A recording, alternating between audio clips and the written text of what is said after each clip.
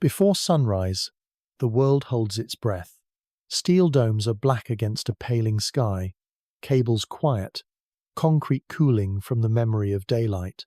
In control rooms, monitors glow with patient stars, constellations reduced to arithmetic and patience. On one screen a fleck moves, not with the slow courtesy of planets, not with the comfortable loop of an orbit, but with a hint of refusal. The track is thin, the brightness nearly swallowed by noise, yet it is there, a whisper of motion across a field of numbers, a stranger arriving with no intention to stay. The object is small against the tide of night, a bead of light stitched to the dark fabric. Photons fall from it, rebounding off a face unseen, then running the long, cold corridors of space to a lens on Earth. They carry no fragrance, no sound, only the geometry of a path. That geometry does not curl back toward the Sunday. It does not promise a return. The curve is open, a shallow smile that never closes, a line drawn by a hand that began somewhere beyond familiar chalkboards. Interstellar is a word that feels too large for a single speck, yet the math cares nothing for humility. The velocity refuses to be captured by the sun's old gravity, even as space-time, in Einstein's language, lays out its bends and valleys to persuade it otherwise. The visitor acknowledges the invitation with the slightest bow, a gentle arc, then continues. The path is not a rebellion so much as a memory of another origin. It is a fossil of momentum, an inheritance from a parent star that no longer owns it. In the crisp quiet, a designation is granted. A string of letters and numerals becomes a promise written in the registry of human attention. The name is modest, but inside the consonants lives a confession. Observers do not own what they name. They anchor it to the ledger of the sky to keep from losing it, to keep from mistaking its light for the usual. The syllables are a lighthouse for future nights, a steady reminder that what passes here was born under a different dawn. Telescopes swivel, mirrors tilt, and cities pull back their brightness so that mountains can listen. Across oceans and deserts, instruments wake like birds with a shared instinct, each singing in its own wavelength. In visible light, the stranger is pale and finicky, hiding in grain.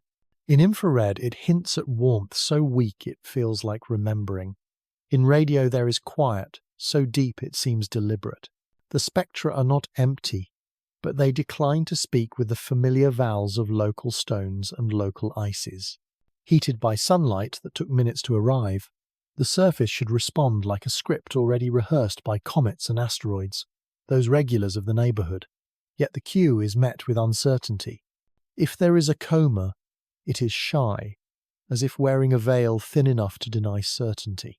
If there is outgassing, it is not the roaring water vapor that has written tales across history. Something else, perhaps, breathes in a rhythm no one has measured closely before.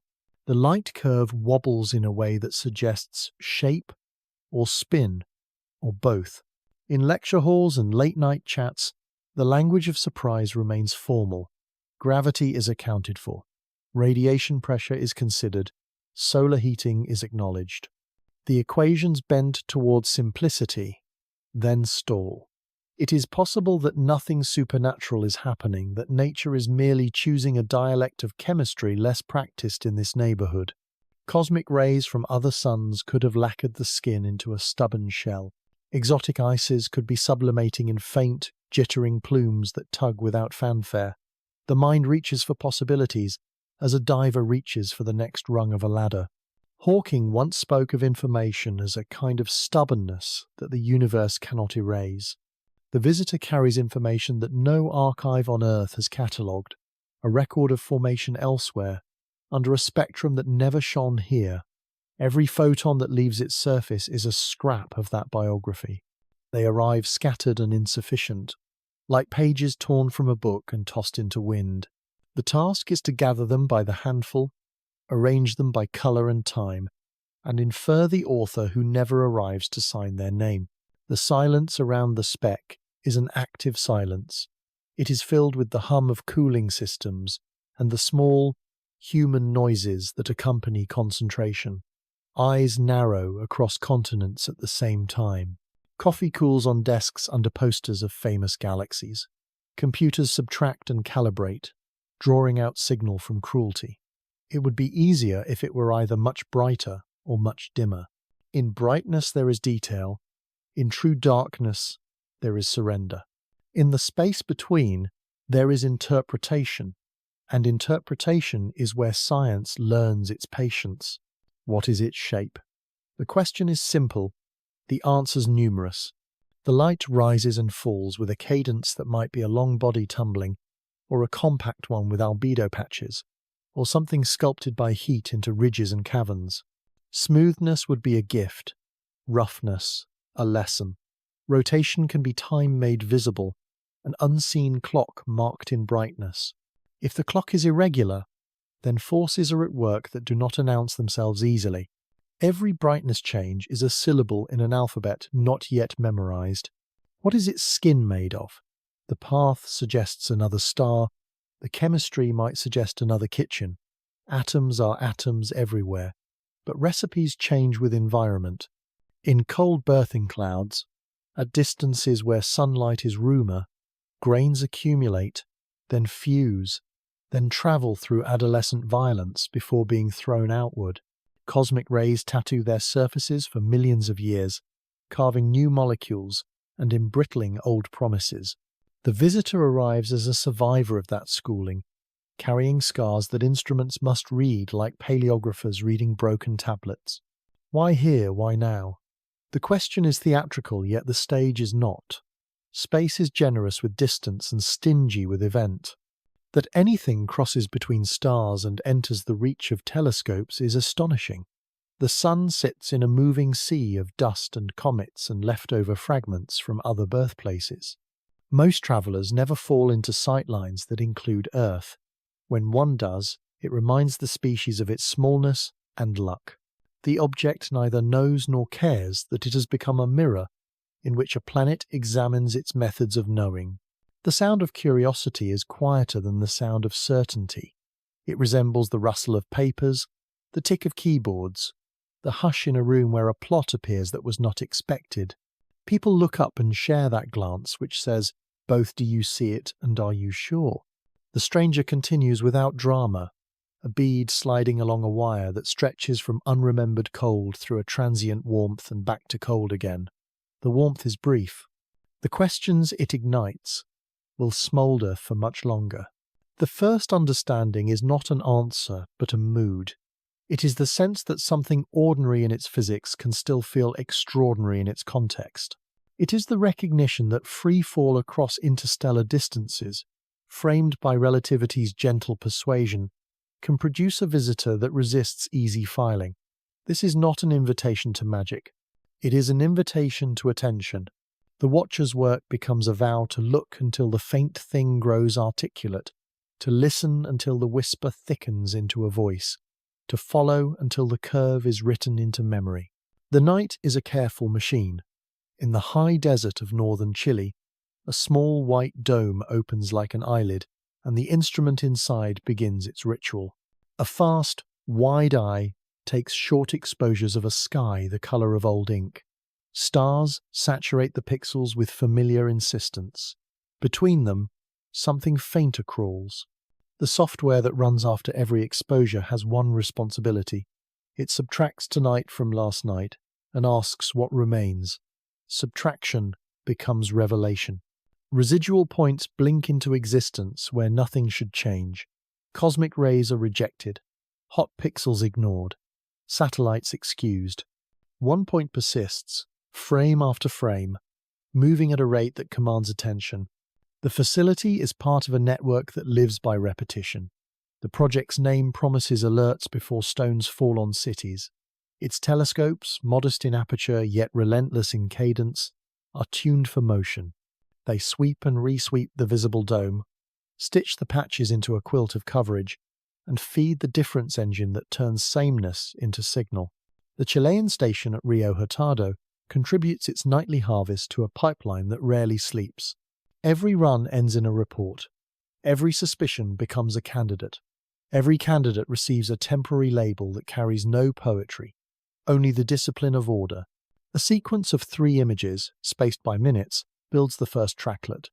Positions are measured with the care of a jeweler judging flaws.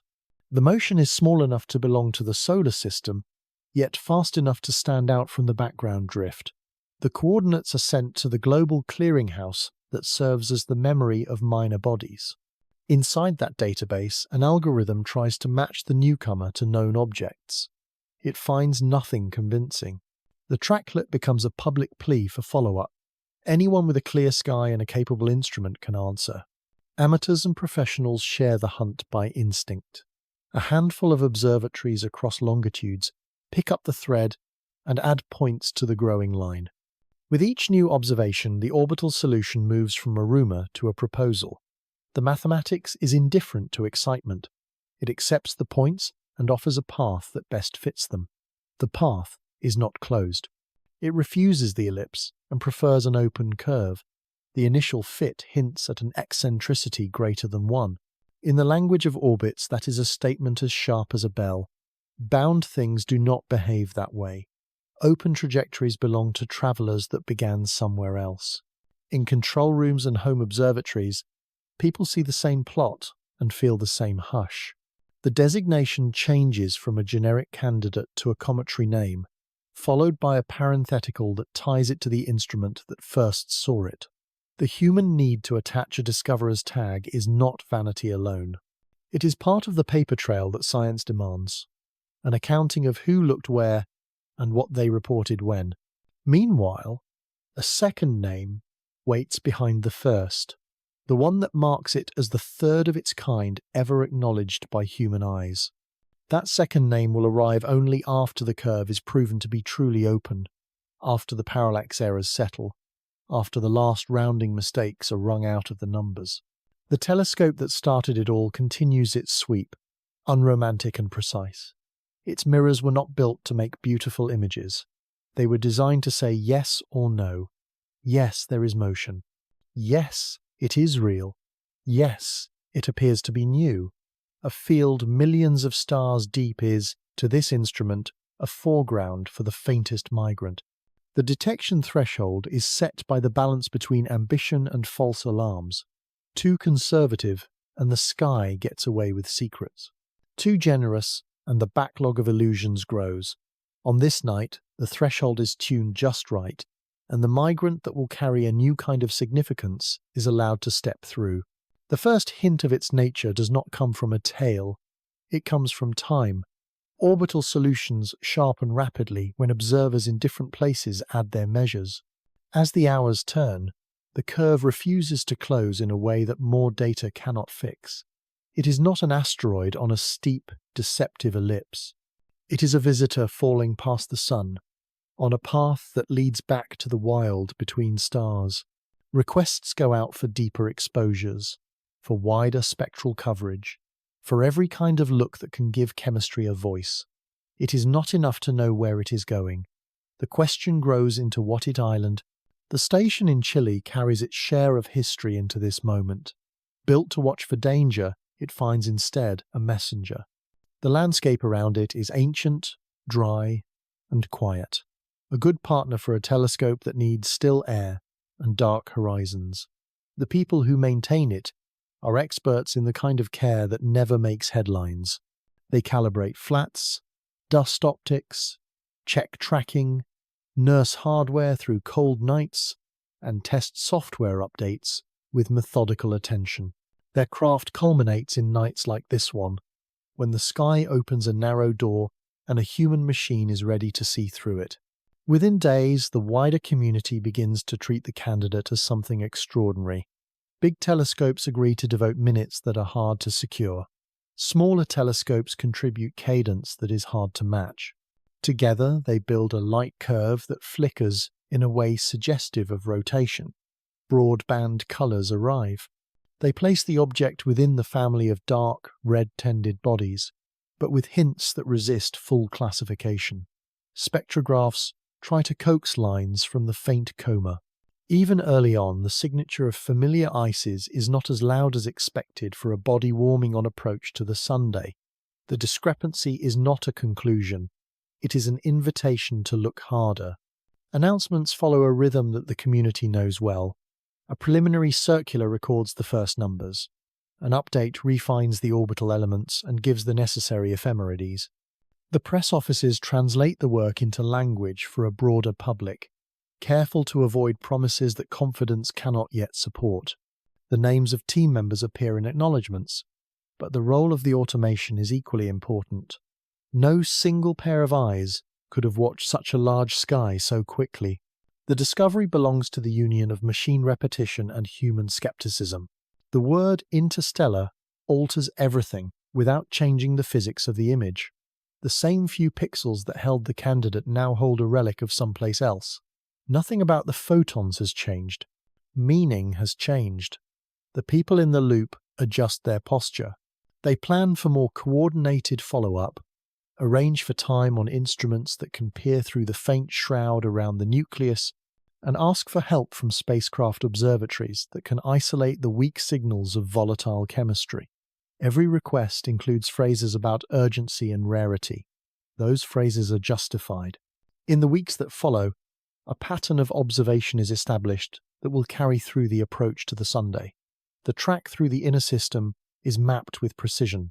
Times and coordinates are published so that artists with glass and metal can keep making the visitor visible. The object remains no brighter than a challenge for amateurs with large optics and good skies. Yet in the data it is luminous with significance. Each night of clear weather adds points to the long arc that will define its walk through the local family. There is a quiet in the discovery that has nothing to do with sound. It is the calm of procedures performed correctly and the dignity of instruments doing what they were built to do. The path from images to orbit is not a story of luck alone. It is a story of preparation expressed as habit. When chance presented a faint moving speck at a precise time, the network that polices the sky answered with steadiness. A record began in a logbook that will grow thick by the time the visitor turns outward again. The first entry is simple. A telescope looked into a field and found a new motion. The motion did not belong to home. A name arrives before certainty. It is a frame around a sketch, a label on a specimen jar whose contents are still settling. In the quiet machinery of astronomy, naming is not decoration. It is infrastructure. It tells software where to file a measurement, tells proposal committees whether urgency is justified, tells memory what to keep close. The first label is provisional, a string of year, half-month, and sequence that looks like a puzzle until fluency turns it into plain speech. Inside those symbols lives the time of discovery, the order of detection, and the signature of a survey that spends its nights comparing an unblinking sky with itself. Later labels carry more gravity. The alphabet that governs small bodies is sparse by design. One letter gathers the family of comets, another the quieter stones that never exhale. The newly created letter for interstellar travelers is the leanest syllable of all. It declares not a composition, but a birthplace. With it, an object steps out of the solar system's registry and into a catalogue that has only a handful of entries. Counted this way, rarity is a number small enough to remember without effort. The difference between a C and an I is only one character. The difference in meaning is an ocean. Official language moves slowly so that understanding can move quickly. A committee checks the orbit against bias and error. The curve must be open in a way that numbers cannot close with better data. Hyperbolic eccentricity is not enough on its own. Non-gravitational nudges can counterfeit escape in short arcs. Outgassing can push, solar pressure can sway, timing errors can masquerade as impossible speeds. To grant a new initial is to make a promise that will endure in textbooks and code repositories. The promise is guarded by caution. The math must stand on floorboards that do not creak. The second half of the name speaks in another register. It ties the traveller to the instrument that saw it first. Atlas sits there at the end like a maker's mark, at once technical and mythic. The acronym remembers a network built to warn a planet that lives under a rain of stones too small to see in daylight. The myth remembers a figure who carried a sky.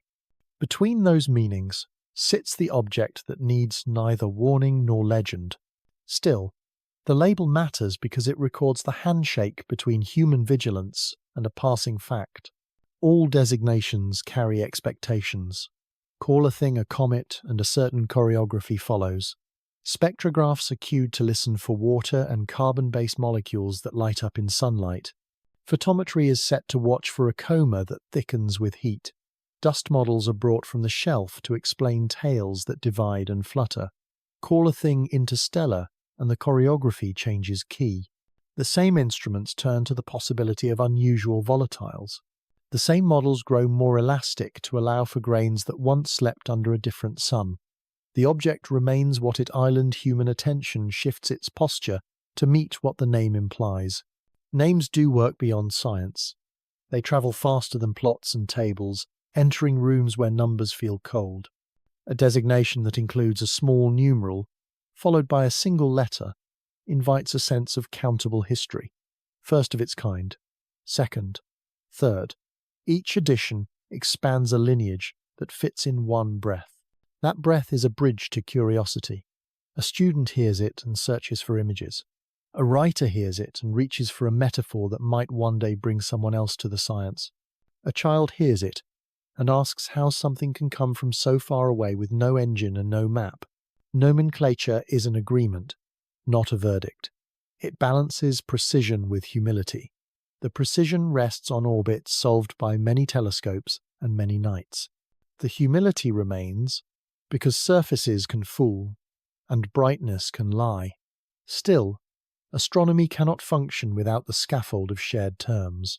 The letters and numbers allow 1,000 people to act like one mind, to schedule in concert, to combine data without confusion, to argue in phrases that carry the same meaning on every continent. A short name becomes a long conversation. The moment of reclassification is quiet. There is no ceremony. A line in a circular changes the initial software updates. Ephemerides inherit the new label. Plots redraw their titles. If there is celebration, it is private and brief. The work does not change hands because the work was always the same. Yet the mood shifts. The object now belongs to that small set whose orbits point unmistakably to origins outside local gravity. The solar system, which often feels like an entire country, is revealed as a town. Call signs shape memory. The first interstellar visitor wears a name that means scout, in a language that poeticizes watchfulness. The second carries the human name of a discoverer who pointed a modest telescope with measurable devotion. The third folds the history of a sentinel network into its identity. Together they outline how discovery is a braid of culture, craft, and chance. They also hint at a future in which the list grows long and naming becomes routine. If that future arrives, the words chosen now will be the grammar that future objects inherit. Every label contains a forecast, not about brightness or breakup, but about attention. An object with a rare prefix will attract instrumental time that an ordinary comet could never hope to receive. Proposals will arrive with urgency that would seem extreme for anything domestic. The reason is clear. In a single apparition, an interstellar passerby can test ideas about planet formation in distant nurseries and about the chemistry of cold between stars. The name opens a door that would otherwise stay shut. It is a key forged from scarcity. Yet the dignity of naming does not erase ignorance. The designation tells nothing about the interior structure or the texture of the surface. It says nothing about the arrangement of pores where gas might gather to escape, or the stubbornness of the crust where sunlight meets shadow. It offers no verdict on whether ices are layered or mixed, whether dust is compact or fluffy, whether grains are ancient or annealed by some forgotten heat. It gives only place and context.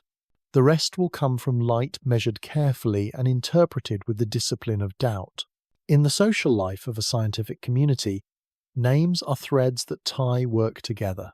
When a researcher opens an archive in a year or a decade, the search will begin with a designation. When code routines harvest all relevant observations, they will sort by that string. When a simulation paper compares expected brightness with real data, the label will sit in the caption like a compass rose. Good names make this frictionless. Poorly managed names create slow leaks of confusion that drain confidence. The architecture of designation is mundane until it fails, and then it is everything. The traveller itself continues, indifferent to any alphabet. The label will remain in databases long after the faint cometary breath has dispersed into the solar wind. Years from now, the name will still anchor a story in classrooms and in quiet offices where researchers fit new theories to old anomalies. In that sense, naming is a way of storing time. It gives the future a handle with which to pick up the past. It lets questions be rediscovered without being reinvented. It keeps memory from evaporating into the general haze of things that once surprised and were then forgotten. Even the cadence of syllables matters. Short names glide. Longer ones slow the tongue, making the speaker consider each part. The presence of a survey acronym at the end of the formal designation pulls an image of domes at night into the listener's mind. The numeral at the beginning sets a context that no adjective could match. It is economy yoked to poetry, a compromise that science makes when it must speak both to instruments and to humans. A designation can be read by code and read by a parent at a kitchen table. That dual fluency is not an accident, it is design. In time, other travellers will likely join the list. Some will be brighter and simpler, others darker and more awkward to pass. The discipline learned in deciding this name will be useful then. The caution that refused to rush the change from a cometary prefix to an interstellar one will be a model worth repeating. The willingness to let evidence take its time will be remembered as a kind of integrity. The small letter at the heart of the label will keep doing its quiet work, telling anyone who cares to listen that origin can be written in a single character and that origin is only the beginning of a story. First light arrives as a thin ladder of numbers. A spectrograph stares into a faint envelope and spreads it into colour, a whisper stretched until detail becomes possible. The trace is shallow, the noise granular, yet structure begins to show its outline. A slope rises in the red, as if dust grains have chosen to favour longer wavelengths. Indices calculated from broadband filters confirm the tendency. The colours are consistent with dark, carbon-rich surfaces, but not a perfect match to the families catalogued in local surveys. There is familiarity without comfort. The figure refuses to sit neatly inside the boxes that organise memory. Time series photometry begins before the chemistry is settled. A dome tracks across hours, collects small packets of light, and hands them to a curve that trembles rather than sings. Brightness changes with a cadence that tempts a rotation period, then abandons it. One night suggests a long body turning slowly. Another night encourages a shorter period with multiple peaks.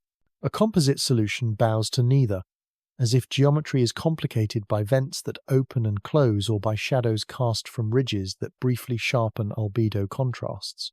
The amplitude is larger than many comets of similar size, then smaller the next night.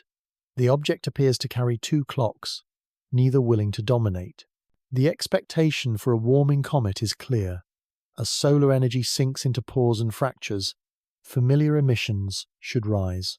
The first spectra hunt for the cyanogen feature near the violet and for the hydroxyl band that signals water photodissociation. Calibrations are careful, telluric absorption is modelled and divided out, and still the signatures evade confidence. Limits are set, provisional and stern. Water, if present, fails to shout. The curve does not brighten as quickly as a water-driven coma would prescribe at this distance. Patience is applied like a method, yet patience does not thicken the missing lines. Infrared instruments join the listening. The band where carbon monoxide sings is inspected with unusual attention. A small bump appears near the right place, then fades with a different reduction. Observers repeat the treatment, change extraction widths, try alternate sky subtraction, and find that the signal hovers at the edge of declaration. Carbon dioxide offers a similar tease. It is possible that both are present at levels consistent with distant activation. It is equally possible that the combination of weak activity and terrestrial sky makes certainty retreat whenever it is approached. Doubt is not a failure here. It is the air in which the instruments breathe. Imaging of the immediate environment hints at structure. A sunward fan is suspected in stacked frames, a shallow gradient that refuses to be fully axisymmetric. If a jet exists, it is modest, a local breeze rather than a gale. The dust production is quantified through a proxy that ties brightness to mass outflow. The value is low, then a little higher, then low again. Particle size distribution is inferred from color and from the way light scatters at small phase angles. The inference points toward fluffy aggregates with complex shapes, grains that polarize light more strongly than compact spheres would. Polarimetry tests this directly and finds a phase curve shifted from the average of known comets. Not wildly different, simply stubborn in detail. Thermal measurements turn energy into texture. At wavelengths where warm grains emit, the flux is barely above the confounding background. Translating such thin warmth into surface properties requires a chain of assumptions. Albedo must be guessed within reason. Beaming parameters must be chosen with restraint. Thermal inertia must be allowed to vary within experience. The solutions that fit invoke a skin that insulates more than expected, or a surface that radiates inefficiently, because it is rough on scales that matter to heat. Either path leaves a residual unease. The model fits, yet the picture it paints is oddly composed. Astrometry is rechecked for signs that motion hides a small push, unaccounted by gravity alone. Residuals flicker around zero in a way that sparks debate. When brightness changes, the centroid of light can slide. When jets exhale, the nucleus can feel it. Distinguishing one from the other requires exquisite stability and a humility about systematics. The initial fits suggest that any non-gravitational term is small enough to be ignored for the purpose of navigation, yet not so small that it can be dismissed as impossible. The number waits, like an instrument set to record a note that may or may not be played. In laboratories that calibrate the sky, scientists revisit reference comets to ensure that the analysis chains are faithful. What counted as a clear detection in brighter Comae must be recast for a source at the threshold of capability. Line lists are updated, blaze functions refined, extraction apertures tuned to balance the desire for more signal against the risk of swallowing too much sky. The result is a collection of spectra that seem to ask their own questions. Why do dust colors suggest an outer system heritage while gas lines choose restraint? Why does the light curve propose a shape that rotates and jets that modulate, yet never agree on a single tempo? One proposal gathers weight by not promising too much. The surface may be sealed beneath a crust that stifles water while allowing lighter volatiles to escape through narrow paths. Cosmic rays and ultraviolet flux in interstellar darkness can stitch organic residues into a varnish that resists heat. If the skin is thick, vapor must find cracks. If the cracks are few, the resulting activity will be patchy and time-dependent, a witness to rotation but not governed solely by it. This would explain periods that refuse to settle and a coma that brightens in fits. It would also require patience for lines that are faint by nature. Another idea respects the numbers while rearranging them. The nucleus could be more compact than its light suggests, perhaps a tighter size with a high axis ratio. Elongation can amplify brightness swings without demanding aggressive venting. Combined with a dust population that is effective at polarizing and reddening, the visual effect could mimic activity that is not vigorous. In this rendering, the chemistry remains modest while the shape does more of the work. It is not romance, simply geometry. Observers widen the spectral window in search of tracer molecules that have been faithful in other comets. The violet region is unforgiving, but it sometimes tells the truth early. The near-infrared is kinder, though plagued by the sky itself. Every attempt teaches the next one where traps are set. Meanwhile, photometry marches on, almost indifferent to debate. Night by night, the curve grows to a length that makes aliasing less dangerous. What looked irregular becomes conditionally consistent. The object may be in non-principal axis rotation. a state where tumbling dilutes the idea of a single day? If so, vents would see sunlight on complicated schedules. The coma would echo those schedules, and the gas should refuse to be regular. The community organizes these hints into a plan. Larger telescopes commit to deeper integrations when geometry is favorable. Smaller telescopes commit to cadence that holds when clouds visit the giants. The strategy is simple. Build the curve that rotation demands. Build the spectra that chemistry denies.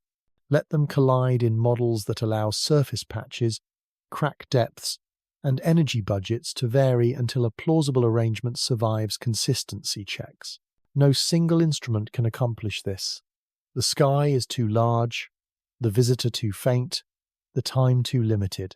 Between exposures, the rooms where decisions are made remain quiet. Charts are not crowded with colour. They are monochrome, elegant, and spare. Error bars are longer than pride would like. Confidence grows slowly, like a tree that refuses to hurry. The temptation to declare a dramatic absence is resisted. Absence can be a product of method, just as presence can be a product of enthusiasm.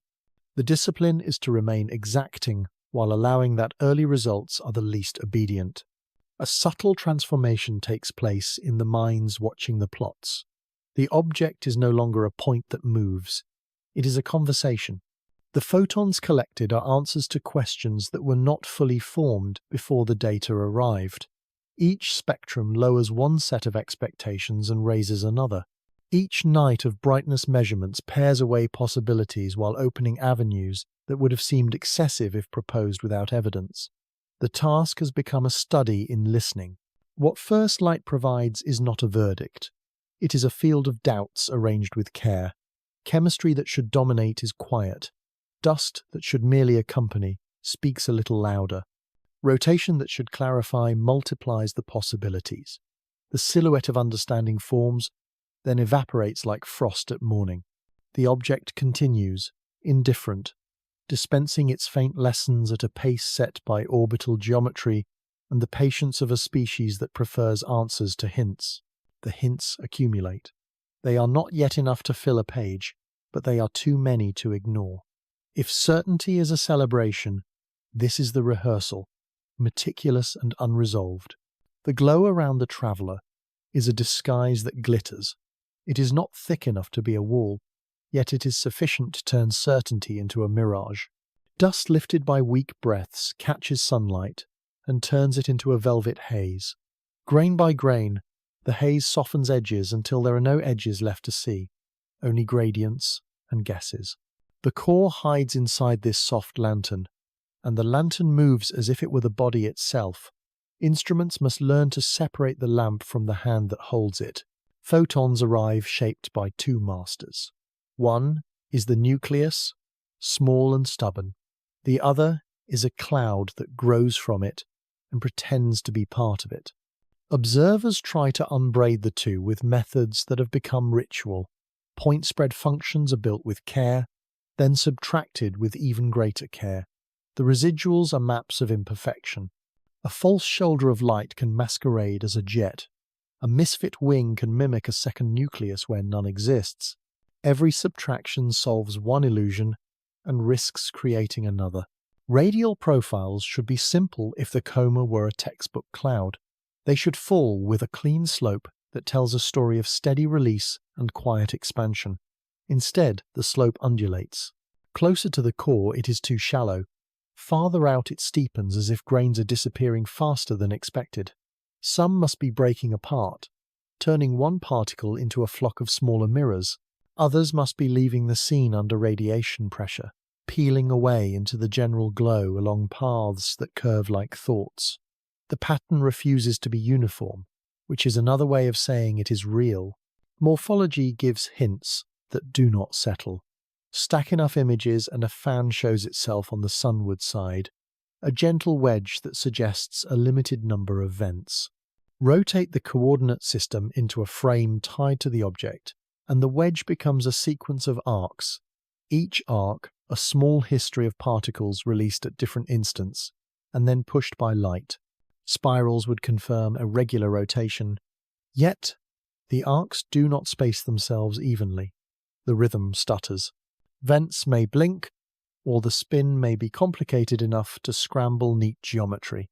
Phase angle plays its tricks.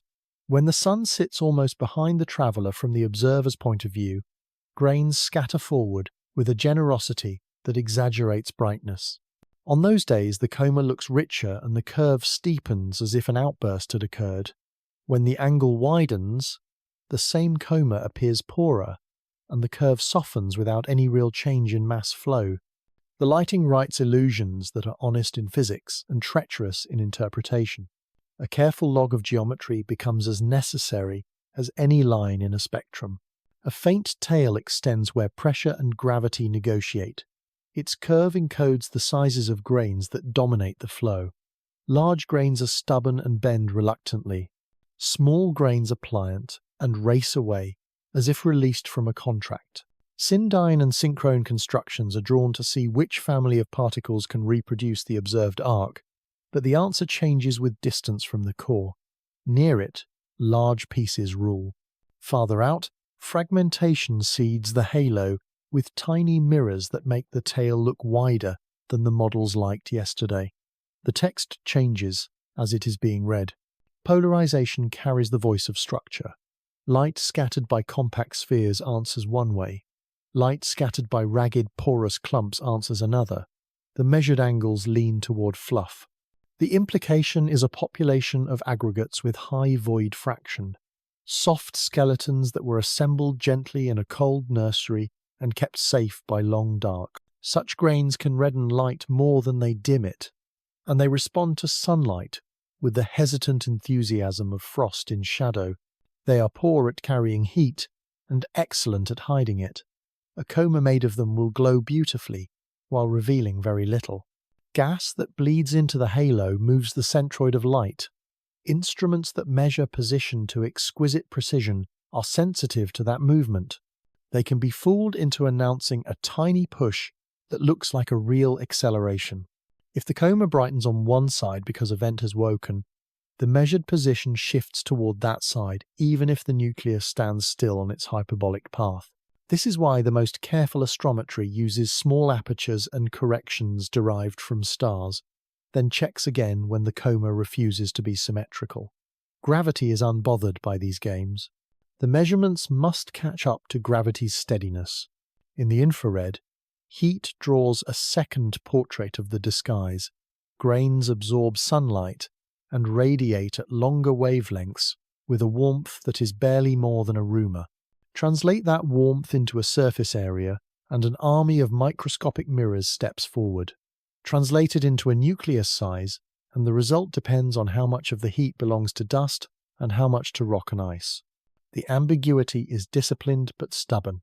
A small, dark nucleus inside a generous veil can imitate a larger, brighter one inside a thinner veil.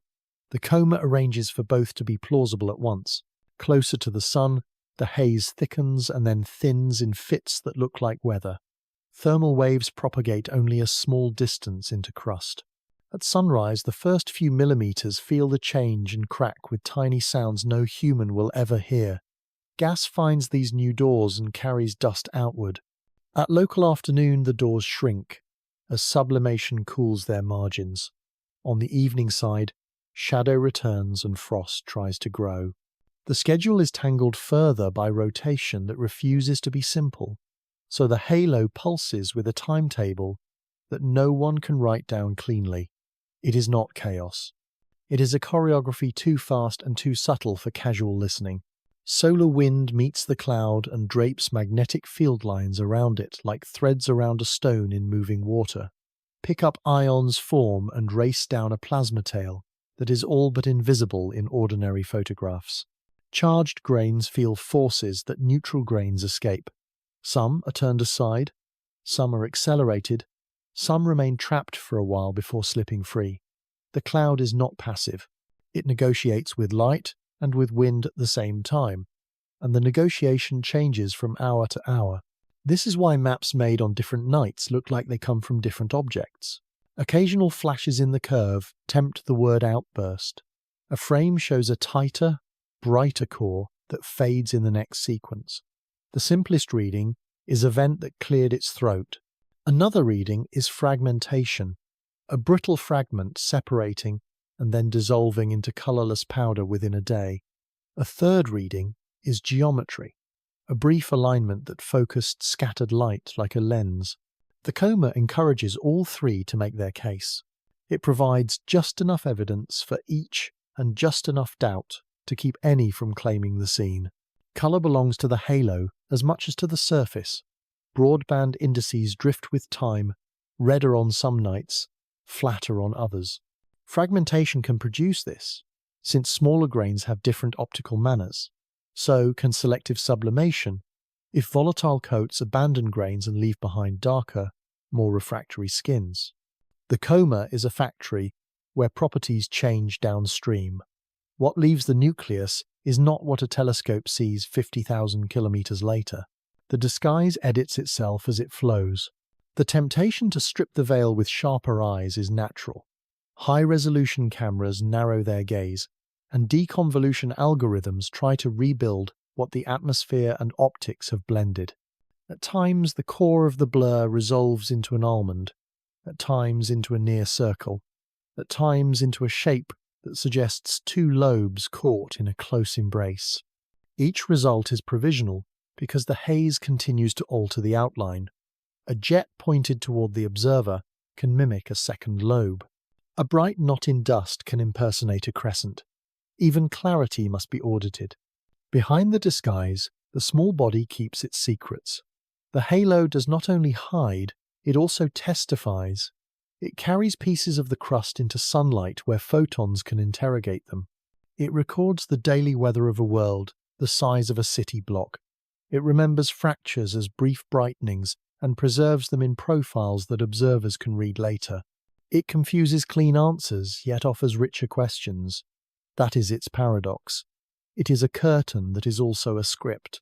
When the glow finally thins, understanding will not arrive as a single picture of a naked core. It will arrive as a set of constraints written in the language of dust. Grain sizes that prefer certain curves. Colors that faded at precise distances. Polarization angles that betrayed structure at the smallest scales. Centroid shifts that disciplined the astrometry into honesty. From these fragments, a figure will be sketched. It will not be a portrait in oil. It will be charcoal, suggestive and grainy, with lines left unfinished where the fog refused to let them close. Numbers misalign like breath on cold glass. The predicted path agrees for a while. Then the residuals lean, a whisper of motion not belonging to gravity alone. Fit after fit tries to reconcile the difference with stricter assumptions, with finer star catalogues, with more careful removal of the faint halo that complicates centroids. The curve resists.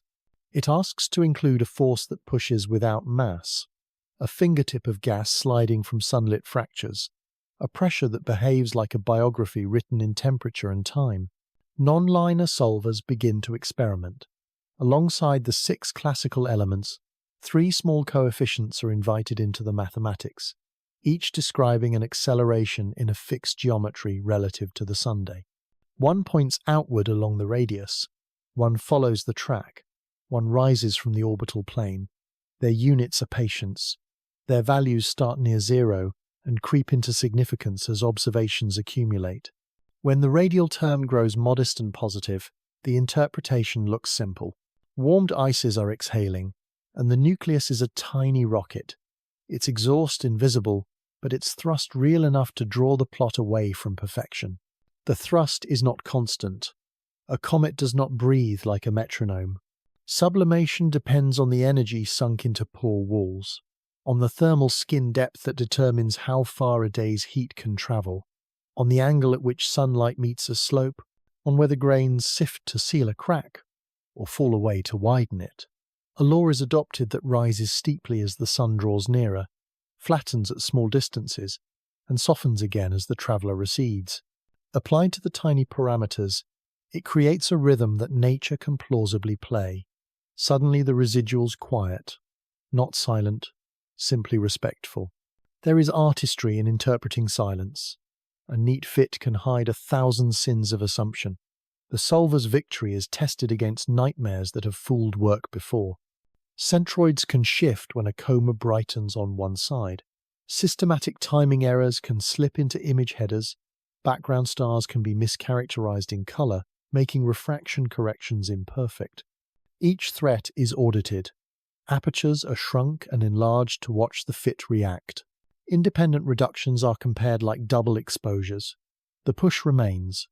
Skepticism has done its work and found a force that survives it. The vector's direction holds clues to seasons on a world small enough to fit under a city. If the push were purely radial, vents would be spread like freckles. A transverse component implies something subtler. Outgassing peaks when a rotating surface rotates past noon, not at noon itself. The delay is a kind of thermal memory. Sunlight sinks, pores warm, vapor pressure rises after the zenith has moved on. That retardation is enough to tip the thrust forward along the orbit. A tiny forward handclap squeaks a little more energy into motion, and the path opens a hair wider than gravity would grant. In excess, this is the script for escape. In the measured amount, it is simply a signature that rotation lives on a body whose skin can remember heat for a little while. Torque is the companion of thrust. Gas does not leave evenly from all sides. Every jet is a lever. Over hours, days, and weeks, these levers push on spin just as surely as they push on flight. Light curves carry the evidence. Periods drift by seconds and minutes, then settle, then drift again. At times the changes steepen as geometry improves the lever arm. At times they quiet when the active region spins into a season where sunlight arrives obliquely. The conscience of dynamics whispers the outcome of ignoring torque. A model that leaves the spin unchanged will lose the path by degrees. A model that lets the spin evolve will keep company with truth for longer. Some bodies tumble. Rotation around one principal axis is a luxury that fragile shapes do not always enjoy. If the figure is elongated and the moments of inertia are unequal, even a small torque can tip the spin state into a complex dance. Non-principal axis rotation smears the schedule of sunrise across every patch of active skin. Vents wake in unusual sequences. The thrust vector wanders in a frame tied to the nucleus. Projected into space, its average points one way on some nights, another way on others, and the long-term effect becomes a sum rather than a single arrow. The orbit solution adapts by allowing the acceleration to evolve. The fit nods, relieved. Radiation pressure is the gentlest of conspirators. It cannot push the nucleus much, yet it can bias positions when dust dominates the light that defines the astrometric point. The cure is humility and technique. Positions are measured with small apertures. Stars frame the field for local corrections. Observatories at different longitudes and latitudes provide independent sequences that are compared in pairs, then in trios. Agreement strengthens the case that the remaining acceleration is real and not a mirage in the optics. Mass flow rate hides inside the tiny numbers. If the nucleus is small, a few kilograms of gas per second can produce a measurable effect.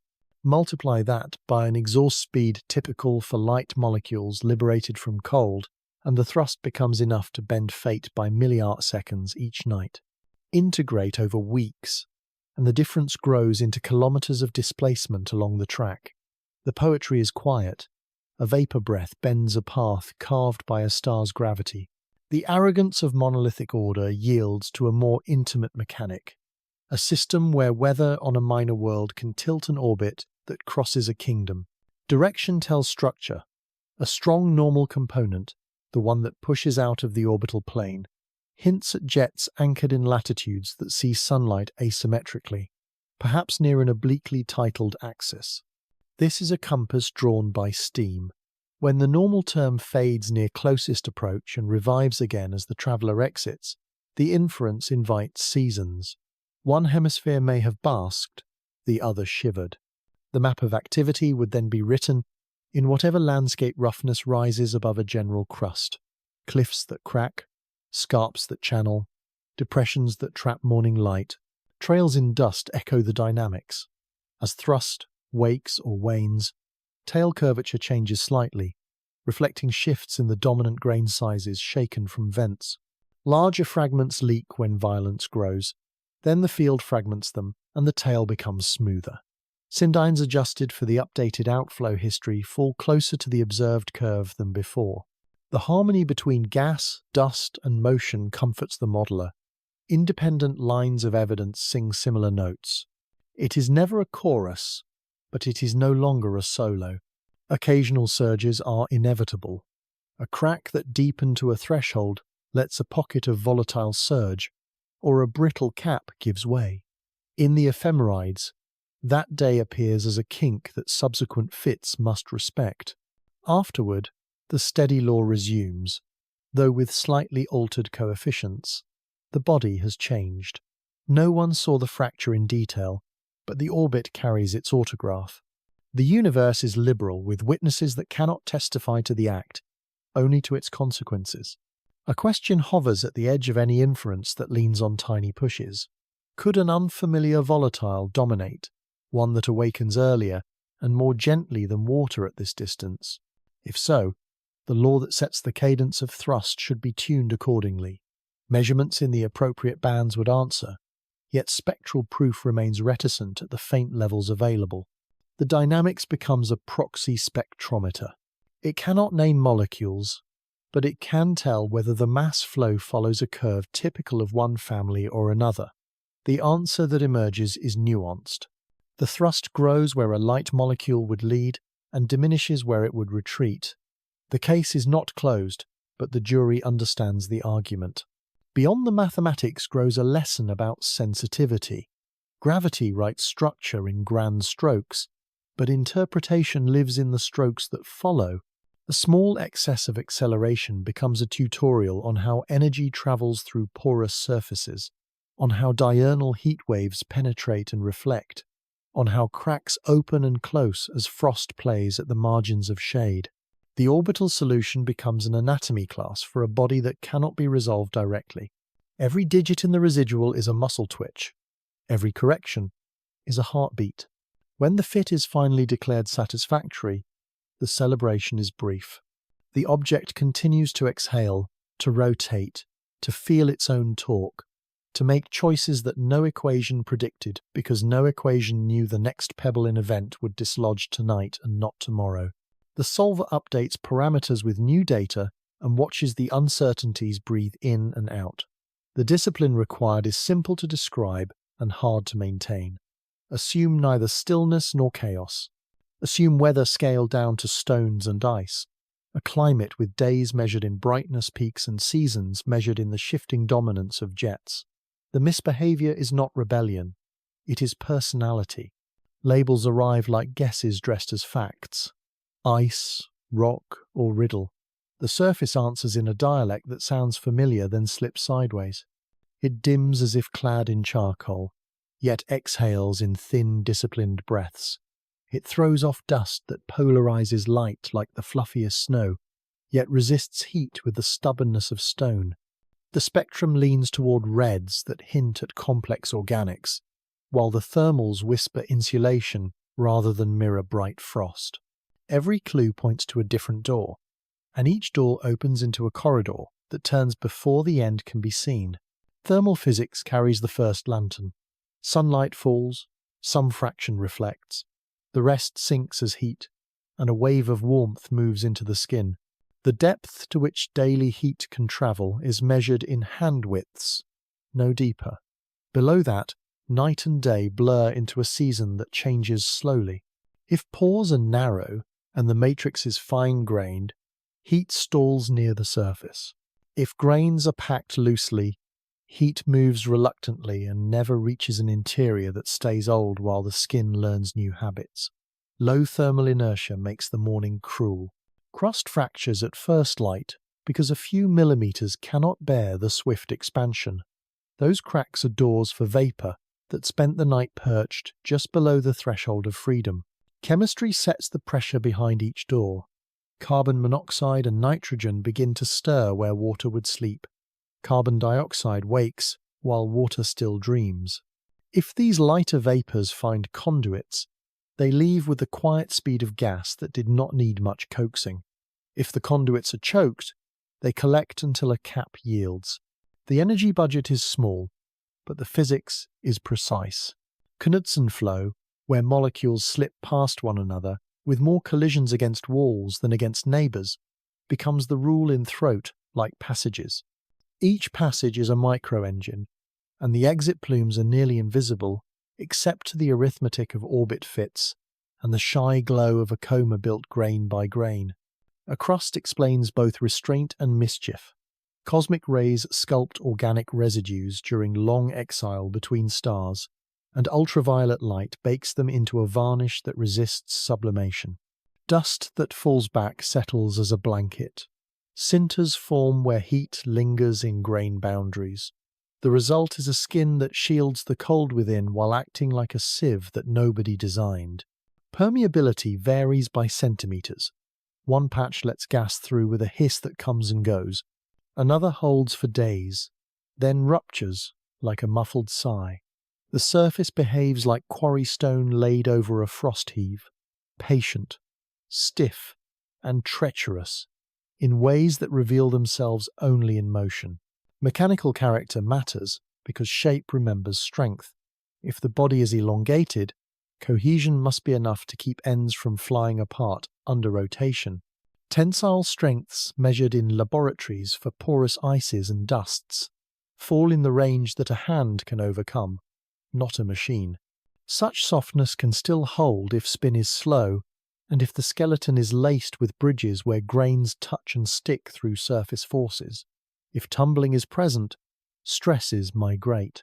A rubble pile would rearrange under that chore, slumping into a shape that minimizes strain. A more monolithic aggregate would creak, crack, and persist. Neither option maps cleanly to a single word, like comet or asteroid. The truth may be an heirloom from a nursery that built hybrids as readily as ideals. Dust betrays the family recipe while refusing to name the cook. Polarization behavior points to aggregates with void spaces that swallow and re-radiate light in ways compact grains cannot. These fractal clumps redden while scattering strongly at certain angles. They are born in gentle collisional environments where sticking dominates shattering, and they preserve vacuum in their own architecture. A mantle composed of such grains will insulate fiercely. Underneath, ices can keep their temper for longer than brightness alone would suggest. The mantle both hides and preserves, a paradox carved by eons and maintained by the low gravity that lets fine materials settle without compaction. Rock cannot be dismissed because silence in certain spectral lines invites it. A desiccated crust, annealed by time and beam damage, can masquerade as stone in reflectance, and a core with little water left can exhale barely enough to prove it is not entirely dry. Meteoritic analogues in collections on Earth show how refractory matrices can cradle frozen reservoirs without advertising them. Organics in those samples give surfaces a hue and a slipperiness that match the sky's hint. In this light, the word active asteroid loses its awkwardness and becomes a bridge rather than a fence. A rocky body with pockets of volatile, or an icy body with a rocky personality. Both are permitted under the rules written by disks around young suns. Percolation is the quiet architect of activity. Inside any porous medium there exists a critical fraction of open channels below which gas stalls and above which it finds the path of least resistance. A minor rearrangement of grains can tip a region from one side of that fraction to the other. Rotation lifts and lowers local gravity by small amounts, shakes the regolith like a sieve, and alters the map of permeability without moving a single boulder. Activity then migrates like weather. Vents that dominated last week fall silent while a neighbouring terrace takes the shift. To an observer, this looks like misbehaviour. To the interior, it is a change in plumbing. Electrostatic forces write footnotes in fine dust. Sunlight knocks electrons free and leaves grains charged, especially on the morning edge where the day marches across roughness. Grains small enough to be bullied by fields levitate, hop, and saltate as if a breeze were present in airless space. In the vicinity of weak outgassing, those motions decide whether a cap grows thicker or thinner. A grain that hops may plug a throat. A grain that leaves may widen it by the width of a single hair. With time, these minor verdicts redraw the map of easy flow, which in turn redraws the pattern of thrust that dynamics reads as a force. Inside, gradients compete. Closer to the surface, or where fractures reach deep, ices may be depleted of the lightest species, leaving behind water and more complex molecules that require braver sunlight. Deeper down, pockets retain the composition of a colder birthplace, rich in volatiles that elsewhere would have vanished. Migration during long cruise through interstellar space can pile light molecules into shadows and leave hollows that act like lungs. The body breathes not because the whole is alive, but because each cavity learned a schedule of heating different from its neighbor. The sum is a respiration that confuses honesty with regularity. Strength is local. A cliff here carries a bridge of lithified dust. A floor there is a powder that remembers every footfall of grains that settled from slower days. When a crack opens, it follows the path of least cohesion, which often means along the boundary of two histories. Those ruptures rarely announce themselves in light curves with fireworks. More often, they shift the duty roster of vents and move the centroid by a measurable whisper. In the long record, these small edits accumulate into personality. The question that began as a choice between ice and rock melts into a recognition that both may be true in different measures and at different scales. At centimeter scales, the story is about pores and cements, about tortuosity and necks where grains touch. At meter scales, it is about layers and lenses, about beds of dust that came and went as activity waxed and waned across languid seasons. At tens of meters, it is about mass distribution and the authority to keep a shape under a torqued spin. At the scale of chemistry, it is about mixtures that remember the temperature and pressure of a disk far from this Sunday. Nature appears to prefer the middle path when extremes are easy to imagine. A worldlet that behaves like rock when asked to hold together and like ice when asked to breathe would be that middle. It would wear a coat woven from organics and dust, stitched by radiation, edged by frost. It would keep within it a pantry of volatiles sampled from a nursery beyond familiar frost lines. It would answer questions according to illumination, geometry, and patience. It would accept no single word as sufficient. The way forward requires measurements that pry at the overlap, thermal inertia that tightens to a value rather than a range, spectral lines that step over the line between maybe and yes, polarization angles mapped against phase to extract grain shapes rather than only sizes, photometry that extends long enough to separate tumbling from vent blinking, dynamics that recovers a thrust law detailed enough to prefer one volatile over another. Each of these pushes the identity toward a narrower corridor, yet the corridor is likely to remain long. It is tempting to decide early and live with the romance of a bold label. The better practice is to let the surface remain bilingual. Rock when gravity demands dignity, ice when sunlight demands grace. The riddle is not an obstacle to understanding.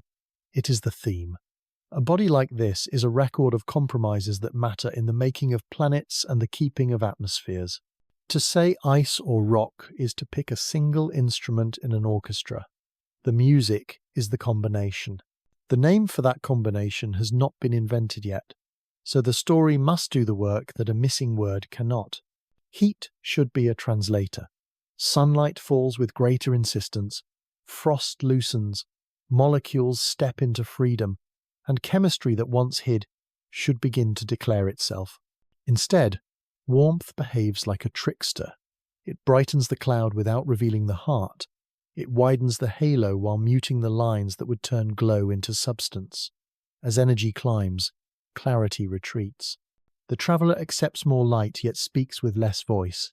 On a small world wrapped in darkness for most of its life, the first strong warmth arrives like a season compressed into hours. Thermal waves move through the outer centimeters and stop as if confronted by a wall. That boundary is not a single layer. It is a maze where grains, pores, and necks between grains decide whether heat passes or stalls. In some patches, energy sinks and lingers, melting the contacts that hold dust into fragile crust. In nearby patches, sintering stiffens bridges and blocks the same flow. Heating loosens here and tightens there, as if the surface were a quilt stitched from contradictory intentions. Beneath that patchwork, sublimation fronts retreat.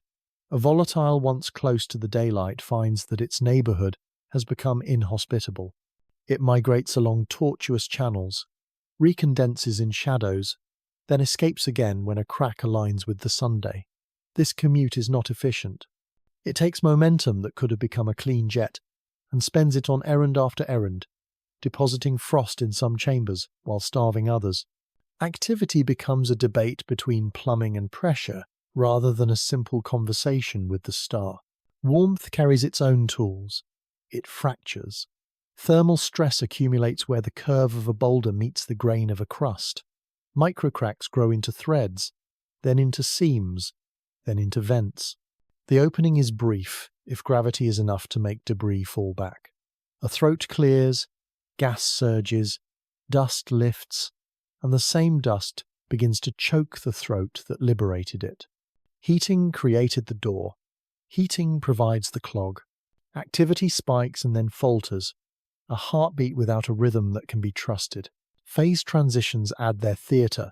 Amorphous ice that once held gases in cages can reorganize into a crystalline arrangement. That rearrangement is exothermic. It gives back a small dowry of heat at the same moment it releases trapped guests. The release behaves like a whispering riot. Molecules leave without waiting for direct sunlight to do all the work. In models, this can look like a helpful mechanism for early activity. In practice, it complicates any neat mapping from distance to production rate. The thermometer says more energy is available. The vents respond with either too much enthusiasm or with puzzling restraint. Grains lifted by heat do not always depart. Low gravity lets many fall back on trajectories that drape fine blankets across active ground. Those blankets are poor conductors. They shade pores and turn sunlight into a skin-deep affair. Additional warmth then strengthens the very cover that slows further flow. The system becomes self-insulating at the moment that energy could have clarified composition. The coma grows, yet the nucleus hides more stubbornly than before. Geometry conspires with heat to confuse. Concave hollows collect light like bowls, driving temperatures higher than a flat model would allow.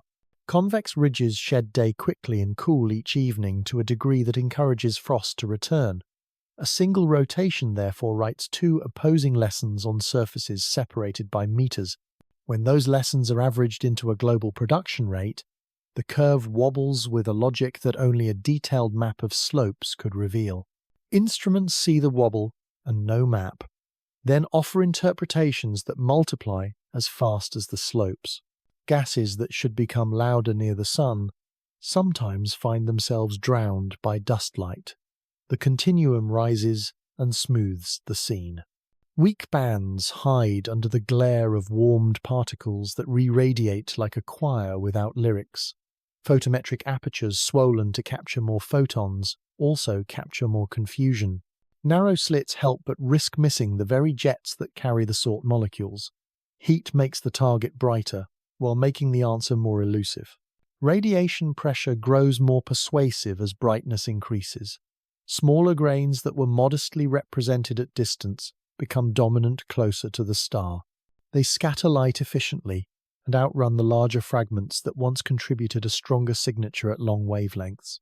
The coma evolves from a workshop of chunky aggregates into a fog of tiny mirrors. Polarization swings, color drifts, and thermal emission shifts toward a spectrum that shadows composition instead of speaking it. Heating acts as a selector for optics rather than a revealer of chemistry. Plasma processes awaken. Photoionization rates climb, electrons warm, and collisions sculpt a chemistry foreign to cold. Radical species that are helpful as tracers now live shorter lives. Their density depends on production and destruction in a dance that erases the trail of origin. Ions slip down field lines into a tail too thin to display without special instruments. In this moving laboratory, sunlight is both reagent and eraser. The closer it shines, the faster it writes and the faster it deletes. Spin feels the tug of heat in subtle ways. Re-emission of thermal photons can torque irregular shapes, though the effect is often smaller than the push of gas. Still, both hands act together. A small change in rotation period shifts local noon, which shifts vent timing, which shifts thrust, which shifts the subsequent period. The feedback is not explosive, yet it is sufficient to keep any daily schedule unsettled. Heating was expected to stabilize behavior into a predictable cadence. Instead, it keeps the metronome adjustable. Obliquity turns warmth into weather. If the axis tilts, one hemisphere leans into the star while the other slouches toward night. The favored side develops crusts that grow thick with returned dust, then crack under their own stiffness. The neglected side sleeps under hoarfrost that preserves volatiles by refusing to entertain noon. As the body precesses, allegiance shifts. Heat migrates across latitudes, and the pattern of activity redraws itself without warning. An observer looking only at distance and brightness would think the rule had changed. The rule stayed, the angle changed. Laboratory analogues hint at another layer. Surfaces of mixed ice and mineral grains evolve under cycles of heating by rearranging their pore geometry.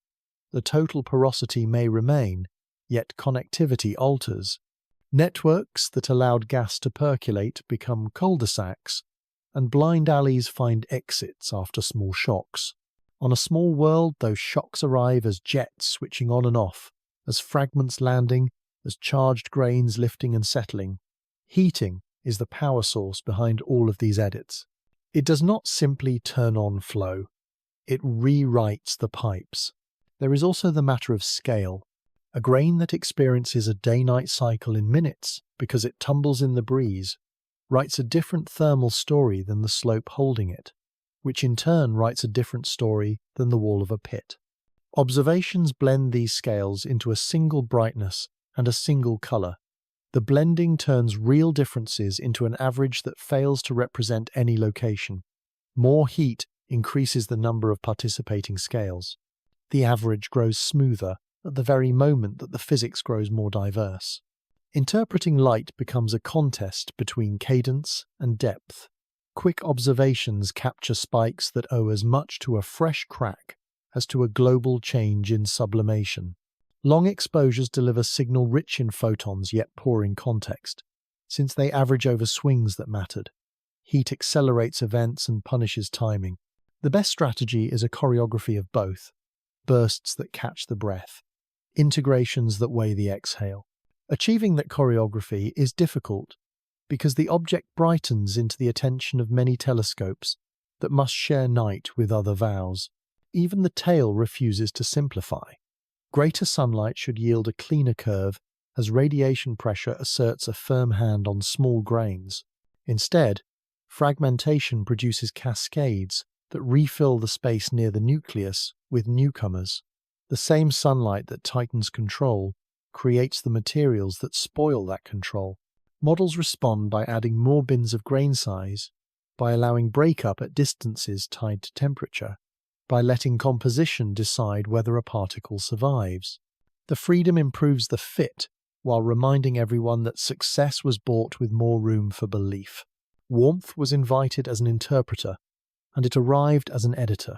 It changes the surface as it reveals it, changes the gas as it measures it, changes the dust as it counts it. The rising energy is not a lamp held steady over a specimen. It is a flame that reshapes the specimen while the gaze continues. What should have been a simple path toward transparency becomes a series of detours through microphysics. The object glows, and the glow deepens the questions. The sky keeps a short list of travellers that did not grow here. Each arrived with its own accent, each left an aftertaste of uncertainty. When their stories are set side by side, echoes appear that should have clarified the language of interstellar debris. Instead, the echoes make a chorus that will not settle into a single key. One visitor moved without a halo and left only the glint of a body that refused to shed an obvious veil. Its light curve rose and fell, with a confidence that suggested a shape far from round, perhaps a shard, perhaps a flake, perhaps something between. The path through space bent in a way that required a push finer than the pull of gravity alone, a fingertip of acceleration that could be read in the mathematics and argued about in the halls. No gas spoke loudly in its spectra. No tail marked its procession across the inner sky.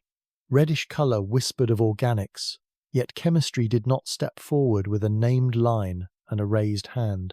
Another arrived, wrapped in a clear coma, and wore a tail that behaved like a lesson from a familiar textbook. Brightness grew as distance fell. Emission bands appeared where long practice said they should, and thermal data fit models that had explained comets for decades. If there was a surprise, it lived in the ratio of gases that told of a cold nursery, where certain volatiles kept more company than they usually do in local cousins. Dust behaved in ways that made sense, grains large and small taking their appointed places in curves and colours. It looked like a citizen of the cold beyond, invited to the inner system by accident rather than intention. The present traveller sits awkwardly between those memories, then steps sideways out of their shadow. It breathes enough to paint a faint cloud, yet does not sing the full cometary song. It brightens in fits that resemble weather, yet it refuses to deliver a loud, simple signature of the water vapour that dominates many neighbourhood comets near the same warmth. Its dust carries a polarization that hints at fluffy grains, the kind that are good at hiding heat. Its thermal behaviour suggests a skin with more insulation than a reader of simple models might expect. The result is a posture that feels familiar in parts and alien in combination. Consider the first echo. All three objects share open trajectories, paths that write hyperbolas around the sun rather than ellipses within it. The meaning is straightforward. These are visitors, not long-lost members of the family falling back. The speeds at infinity differ in detail but agree in principle. They point to expulsions long ago in other disks, ejections by planets or tides or collisions that sent them wandering, free of the tethers that held their siblings. That echo unites them in origin, yet divides them in biography. The physics of escape is less specific than the chemistry of what escaped. Now, the second echo. Non-gravitational motion appears when the smallest of forces integrates over time into a measurable detour. In one case, it read like a riddle, easy to compute and hard to explain without a gas that would not come forward. In another case, it was present as expected, a quiet push entirely at home in a field of numbers built for comets. In the current case, it arrives as a modest correction that fits the story of vents and pores and seasonal light, but the law that governs it prefers a volatile less tied to the warmth that wakes water. The echo is a bridge that does not carry the same weight each time it is crossed. Dust writes a third echo. Grains in the first visitor were inferred indirectly, their properties deduced from the way sunlight reflected off a surface that might have been smooth, or might have been a jumble of facets. Grains in the second could be counted in their effect on a well-formed tail, large pieces bending one way, small pieces bending another. Grains in the present traveller speak through polarization and gentle colour, through profiles that hint at aggregates capable of both reddening and hiding. The echo says that dust born elsewhere can look like dust born here.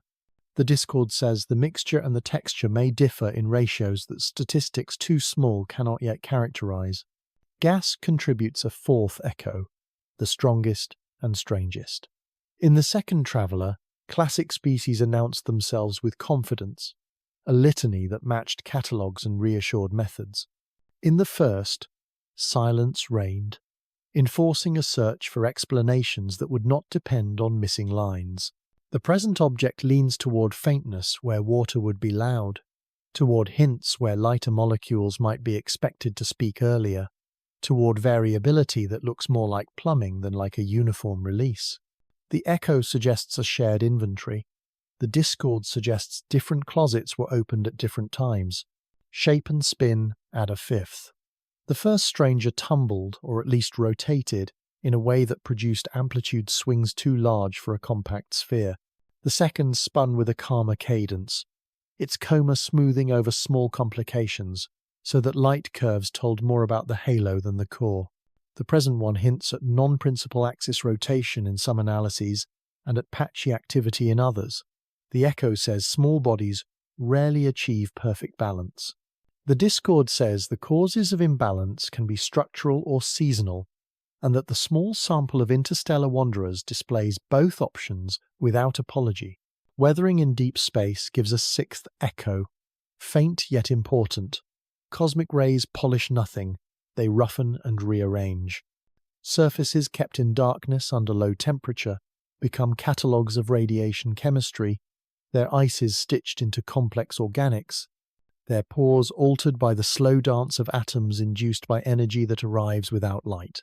One visitor showed the colour of such work without the breath of volatile release. Another showed both the colour and the breath. The current object carries colour and breath, but the breath is soft and oddly timed. The Echo says interstellar travel changes skins. The Discord says it does not change them in the same way. Origins provide a seventh, a comet that wears an abundance of certain gases, likely formed far from a warm star, where those gases were not lost to early heat. A shard that betrays few volatiles yet moves with a gentle push could be a fragment of a larger body forged in a place where rock led and ice served. The present traveller presents mixed hints, a taste for light molecules in its dynamics, a reluctance to shout water in its spectra, a devotion to dust that insulates.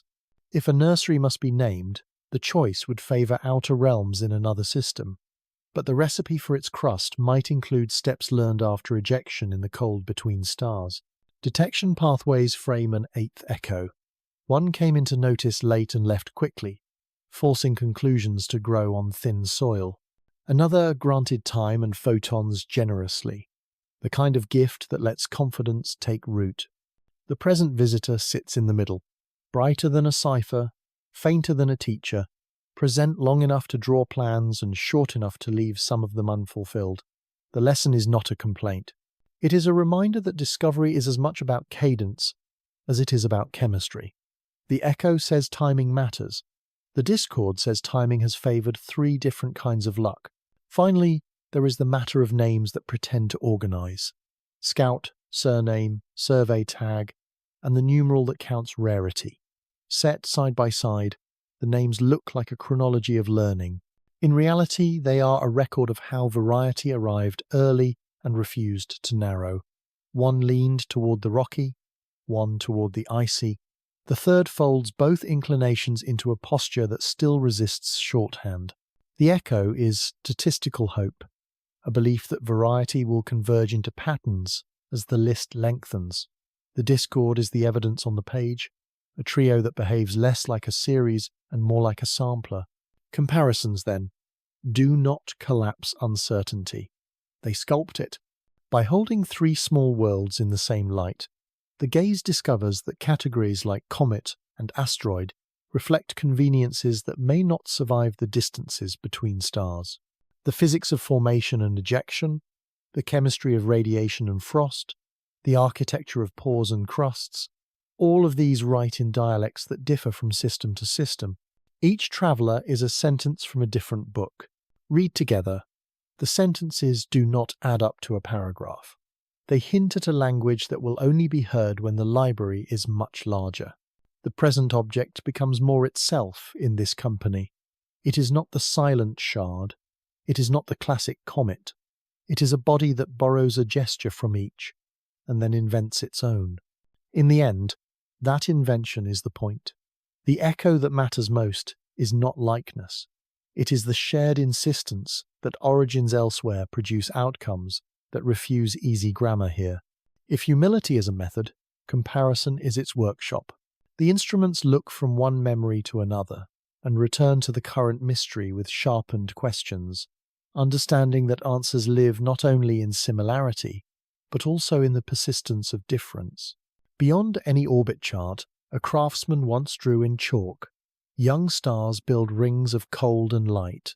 In those rings, snow lines are boundaries where vapour becomes frost.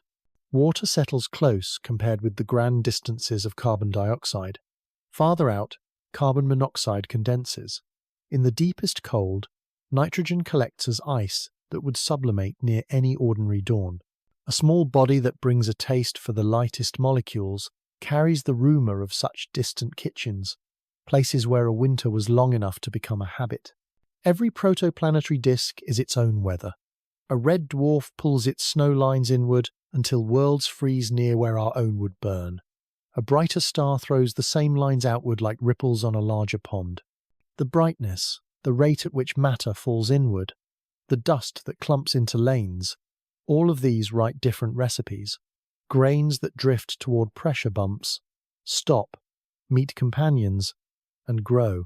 Inside each ring, chemistry chooses from the pantry that temperature allows. A traveller whose breath favours early waking gases points back to a lane where even noon felt like a far northern twilight. Colours speak softly yet carry weight. A slope toward red hints at organics laid down on ice, then baked by invisible energy into tougher skins.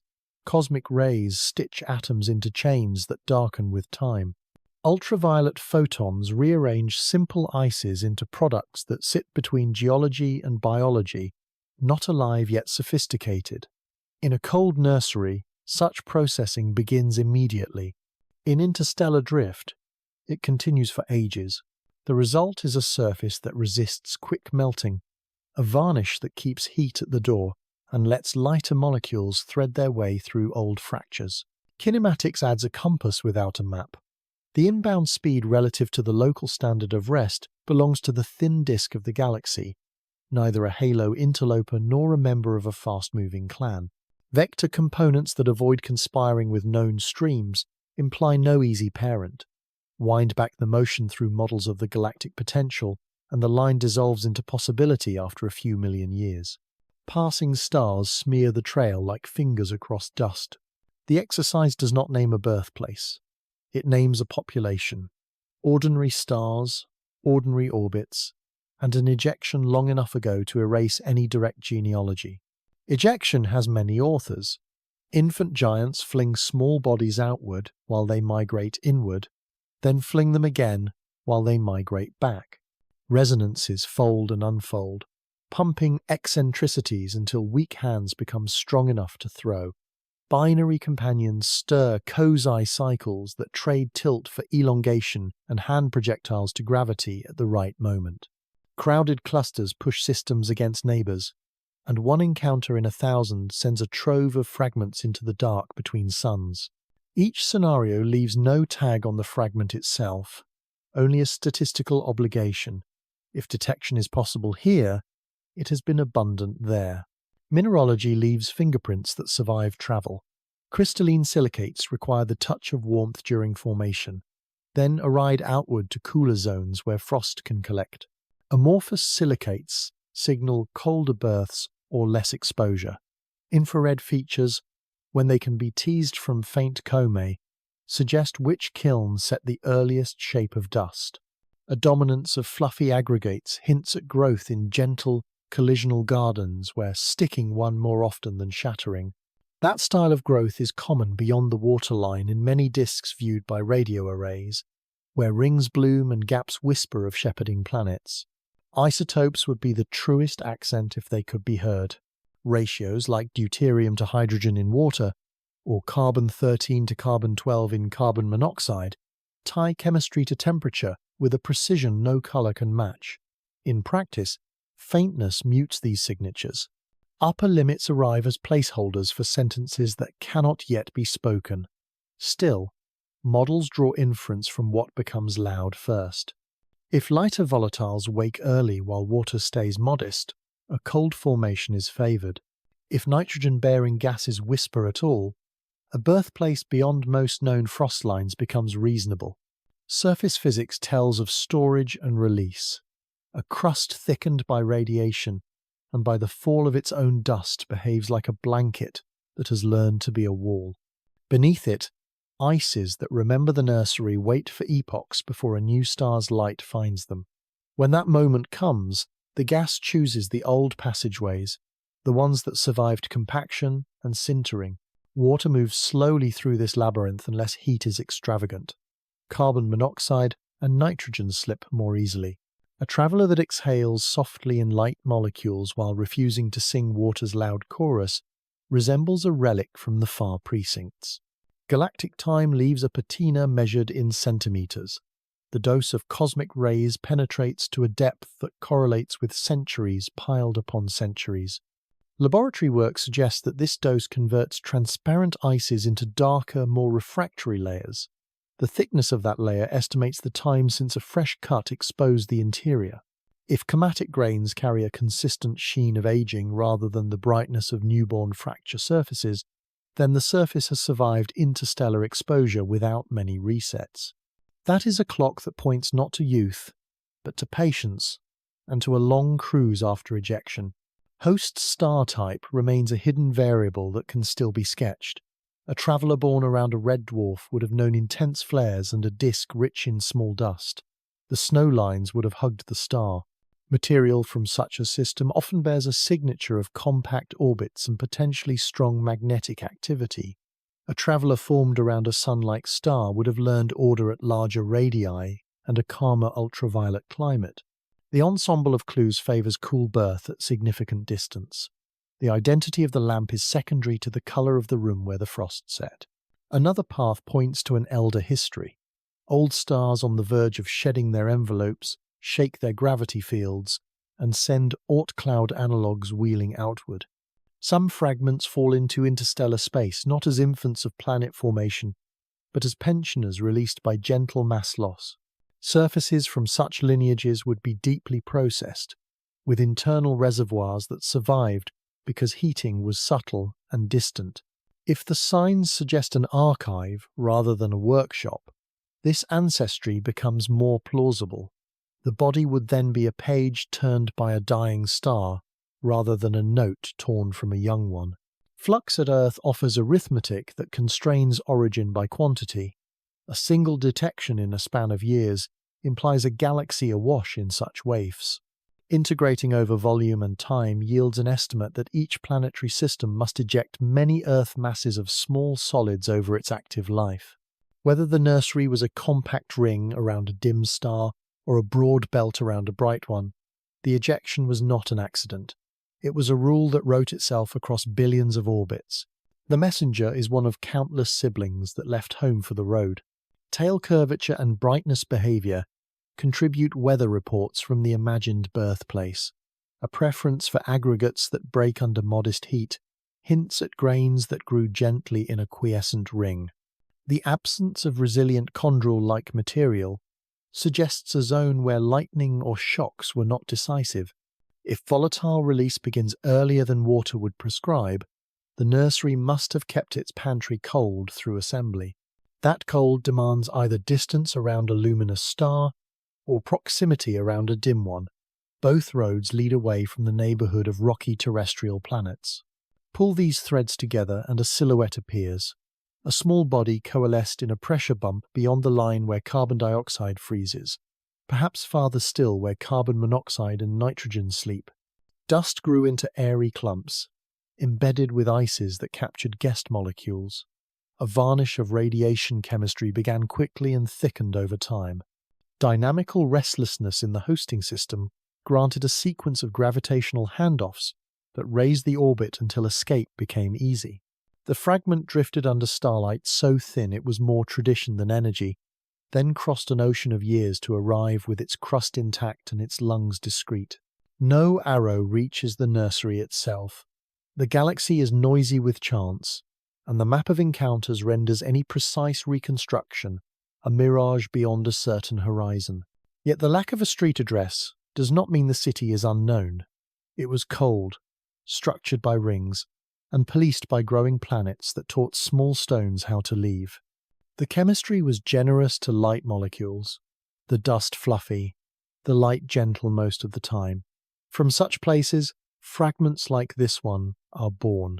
They carry in their silence a memory of the distance where winter becomes architecture and where planet-making is as patient as geology. Interstellar space looks silent, yet it is a workshop. Faint ultraviolet glows between stars, cosmic rays thread every corridor, and micrometeoroids fall like invisible rain. A small body wandering through this weather keeps a ledger in its skin. Photons write the first entries, ions carve the second, electrons fill the margins with hurried notes. Over ages, the surface stops being what it was and becomes what radiation makes of it, a palimpsest where older words still show through if the light is right. Each kind of light works to a different depth. Far ultraviolet nibbles only the topmost coat, a film as thin as frost on a window. Solar wind ions, when the traveller passes near a star, sculpt tens to hundreds of nanometers. Galactic cosmic rays strike less often but carry energy that drives secondary electrons meters inward. The combined effect is a layer that is chemically older than anything beneath it, a rind formed by relentless attention. Within that rind, bonds break and reform, pores change their shape, colours drift toward red, and the albedo falls as if night had learned to cling. Ices bear the brunt. Water split by radiation makes radicals that refuse to sit still. Hydrogen wanders, oxygen partners where it can, and the mix recombines into familiar and unfamiliar products. Hydrogen peroxide accumulates in tiny grains. Molecular oxygen appears where none was before. Carbon monoxide and carbon dioxide swap partners to yield formaldehyde and methanol. Nitrogen, if present, joins carbon to build cyanides that lead onward toward polymers. None of these reactions requires warmth, so long as energy arrives in quanta that crack the first door. Starlight supplies those quanta slowly. Cosmic rays supply them rarely and with force. Organics gather like soot in a lantern. Simple molecules broken by photons and particles reassemble into chains and rings that bristle with unsatisfied bonds. Laboratory analogues call this residue tholin, for lack of a better word. It is not one compound. It is a population of dark, complex, sticky materials that absorb blue light and redden spectra while turning surfaces into poor mirrors. Mixed with dust, it forms varnish over ice, then grows into a crust that is more fabric than rock. The optical constants change as the chemistry matures. Diffuse reflectance slides toward longer wavelengths. Absorption deepens in the near ultraviolet, where line features once stood clean. Radiation alters texture as surely as it alters chemistry. Sputtering kicks atoms from peaks and leaves valleys in shadow. Surface roughness increases at small scales, which increases the number of places where light can be trapped and heat can be retained. Micrometeoroids, peen and weld. Tiny melt spots cool so quickly that glassy skins form, then crack with thermal swings. Amorphous patches coexist with powder, with sintered bridges, with voids that link like capillaries. The net effect is a labyrinth. Gas finds paths that are tortuous rather than straight. Heat sees obstacles where a simple model would see only depth. Amorphous ice keeps secrets. In darkness, it traps molecules in cages not fixed by crystal rules. Radiation knocks some guests free and tucks others deeper. When warmth finally visits, the structure relaxes toward a crystalline order that rejects the guests it once tolerated. That rearrangement releases energy as a small gift of heat. It also releases gas without requiring direct sunlight at the exact moment of escape. This is a memory effect. A body can exhale because of a change within, not only because of light upon. To a telescope, the breath looks early, soft, and skewed toward volatile species that needed only a nudge. Isotopic fingerprints accumulate in the same layer. Deuterium finds its way into molecules at low temperatures where zero-point energies matter. Photochemical self-shielding can tilt the carbon ledger. Nitrogen tells its own quiet story in the same fashion. These ratios are gossips that would testify clearly if enough photons could be captured from a faint coma. Even when they cannot be read, their presence is implied. The rind wears them like a watermark, invisible in ordinary light, obvious under the right lamp. Electric fields add a final kind of alchemy. Radiation seeds charge traps, then freeze charge as sunlight comes and goes. Grain surfaces become capacitors the size of dust motes. When the balance tips, grains hop, rotate, and migrate. A charged veil forms above ridges at local morning. That veil rearranges what insulating material returns to the skin after every puff of gas. The crust thickens in some places and thins in others. The process is quiet and constant, a tide without a sea. All of this changes how the small world responds when a star grows close. A pristine ice would vent water with authority. A processed mantle makes water late and light. The first exhale belongs to molecules that thread its tunnels more easily. Dust liberated from such a surface is odd in shape and rich in polymerized carbon, which polarizes light strongly and resists heat flow. Polarimetric phase curves shift. Thermal inertia appears lower than density alone would predict. Spectra search for familiar bands and find them subdued by a continuum that is more about particles than gas. Mechanical strength evolves as well. Radiation breaks bonds, then knits new ones. Microcracks seed along defect lines and later fill with resettled dust. The result is a brittle armor that fails under small strain, then reseals under its own rubble. Vents are temporary by design. Pipes collapse and reopen with minor stresses. Gas pressures stay modest because escape routes multiply, yet those routes are narrow enough to produce thrust vectors that wander as the surface turns. The world seems capricious because its crust has been taught to be cautious. Color becomes biography. A slope toward red is not a mood. It is evidence of prolonged exposure, of organic residues matured under a weak and tireless lamp. Some regions will appear less red, where a fragment fell and scoured the coat, or where a recent crack exposed frost to a new day. The pattern on the surface becomes a map of relative ages. Bright patches read as youth. Dark, redder tracks read as older winters stacked upon one another until the count is lost. Beneath the rind, the interior keeps a different calendar. Cosmic rays reach down and manufacture radicals that cannot recombine at low temperature. They wait like stored lightning. When sunlight finally sends a thaw front inward, those radicals find partners. Reactions take place that release heat and gas together. The front advances in fits, not like a steady line. To an observer, the coma flickers in sympathy. The schedule follows the reaction kinetics, as much as it follows distance from the star. Radiation also edits the orchestra of smells that a coma can carry. Some molecules are fragile under photons and vanish quickly once exposed. Others last longer and dominate the spectrum not because they are more abundant at the source, but because they survive the trip outward. The halo becomes a chemical echo rather than a direct sampling. Interpreting the voice requires remembering the filter that space imposes, a filter grown in the skin and then applied during flight. In the long accounting, starlight is not a passive lamp. It is the alchemist that makes new solids from old ices, that stores energy quietly, that selects which species represent a hidden pantry when the door finally opens. The small world learns to wear armor that misleads, to breathe through fractures that chemistry itself created, to keep a memory of darkness in every scarlet tone. It arrives at a star, carrying recipes that no single laboratory can reproduce in full, because the timescales do not fit inside a day, inside a year, or even inside the span of a career. Ages are required, and ages were given. The lesson is not that radiation ruins truth. It is that truth acquires layers. The observer must learn to peel them back with a patience equal to the time it took to grow them. There is dignity in that work.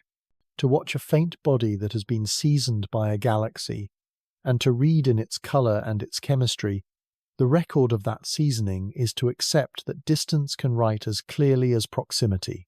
The alchemy of starlight is slow, exacting, and beautiful.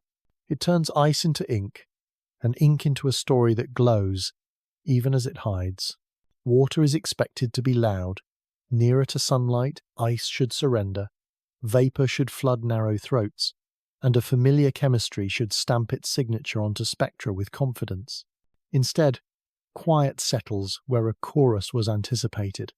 The glow thickens, dust grows more talkative, carbon-bearing species make their case, and the line that usually confirms water remains a rumor at the threshold of certainty. The silence is not literal.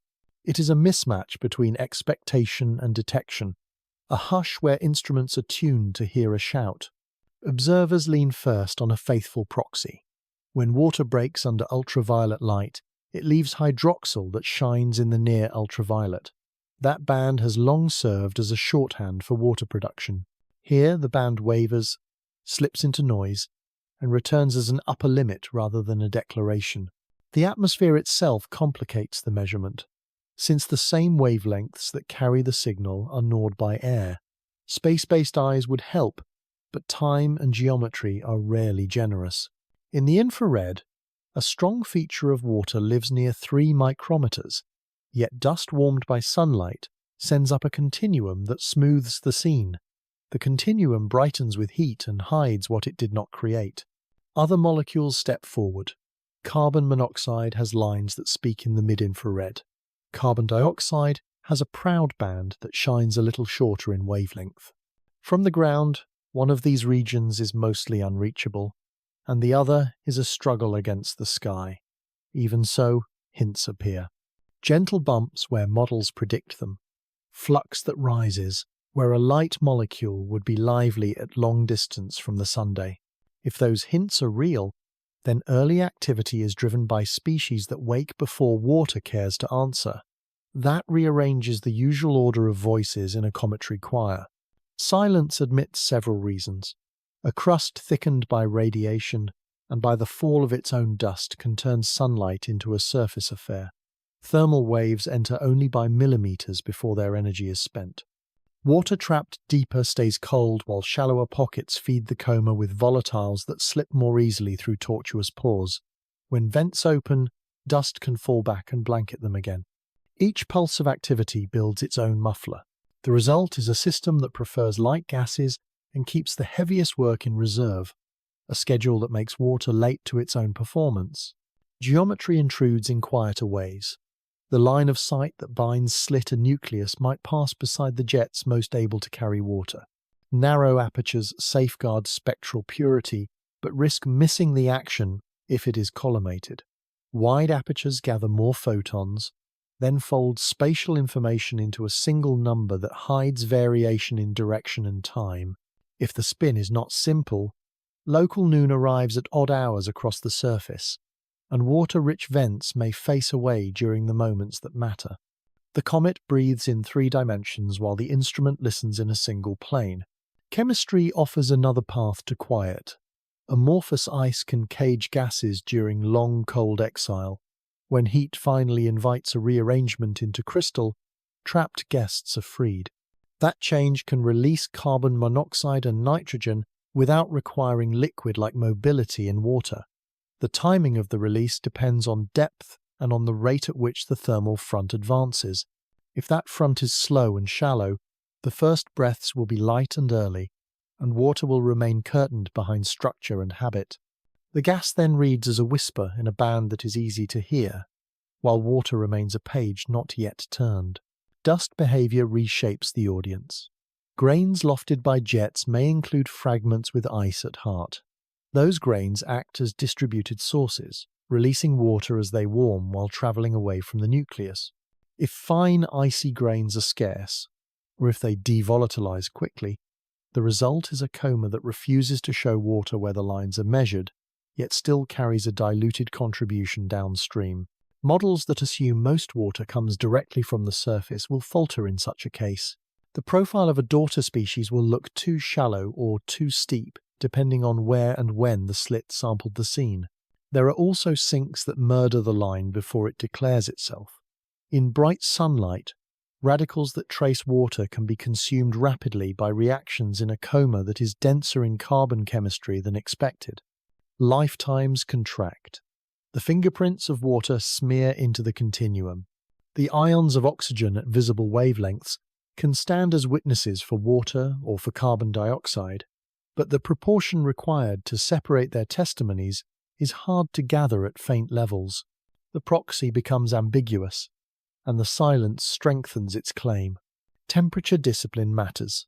Water sublimates with vigor only after the energy budget crosses a threshold that depends on albedo, thermal inertia, and the efficiency with which heat is lost by re-radiation.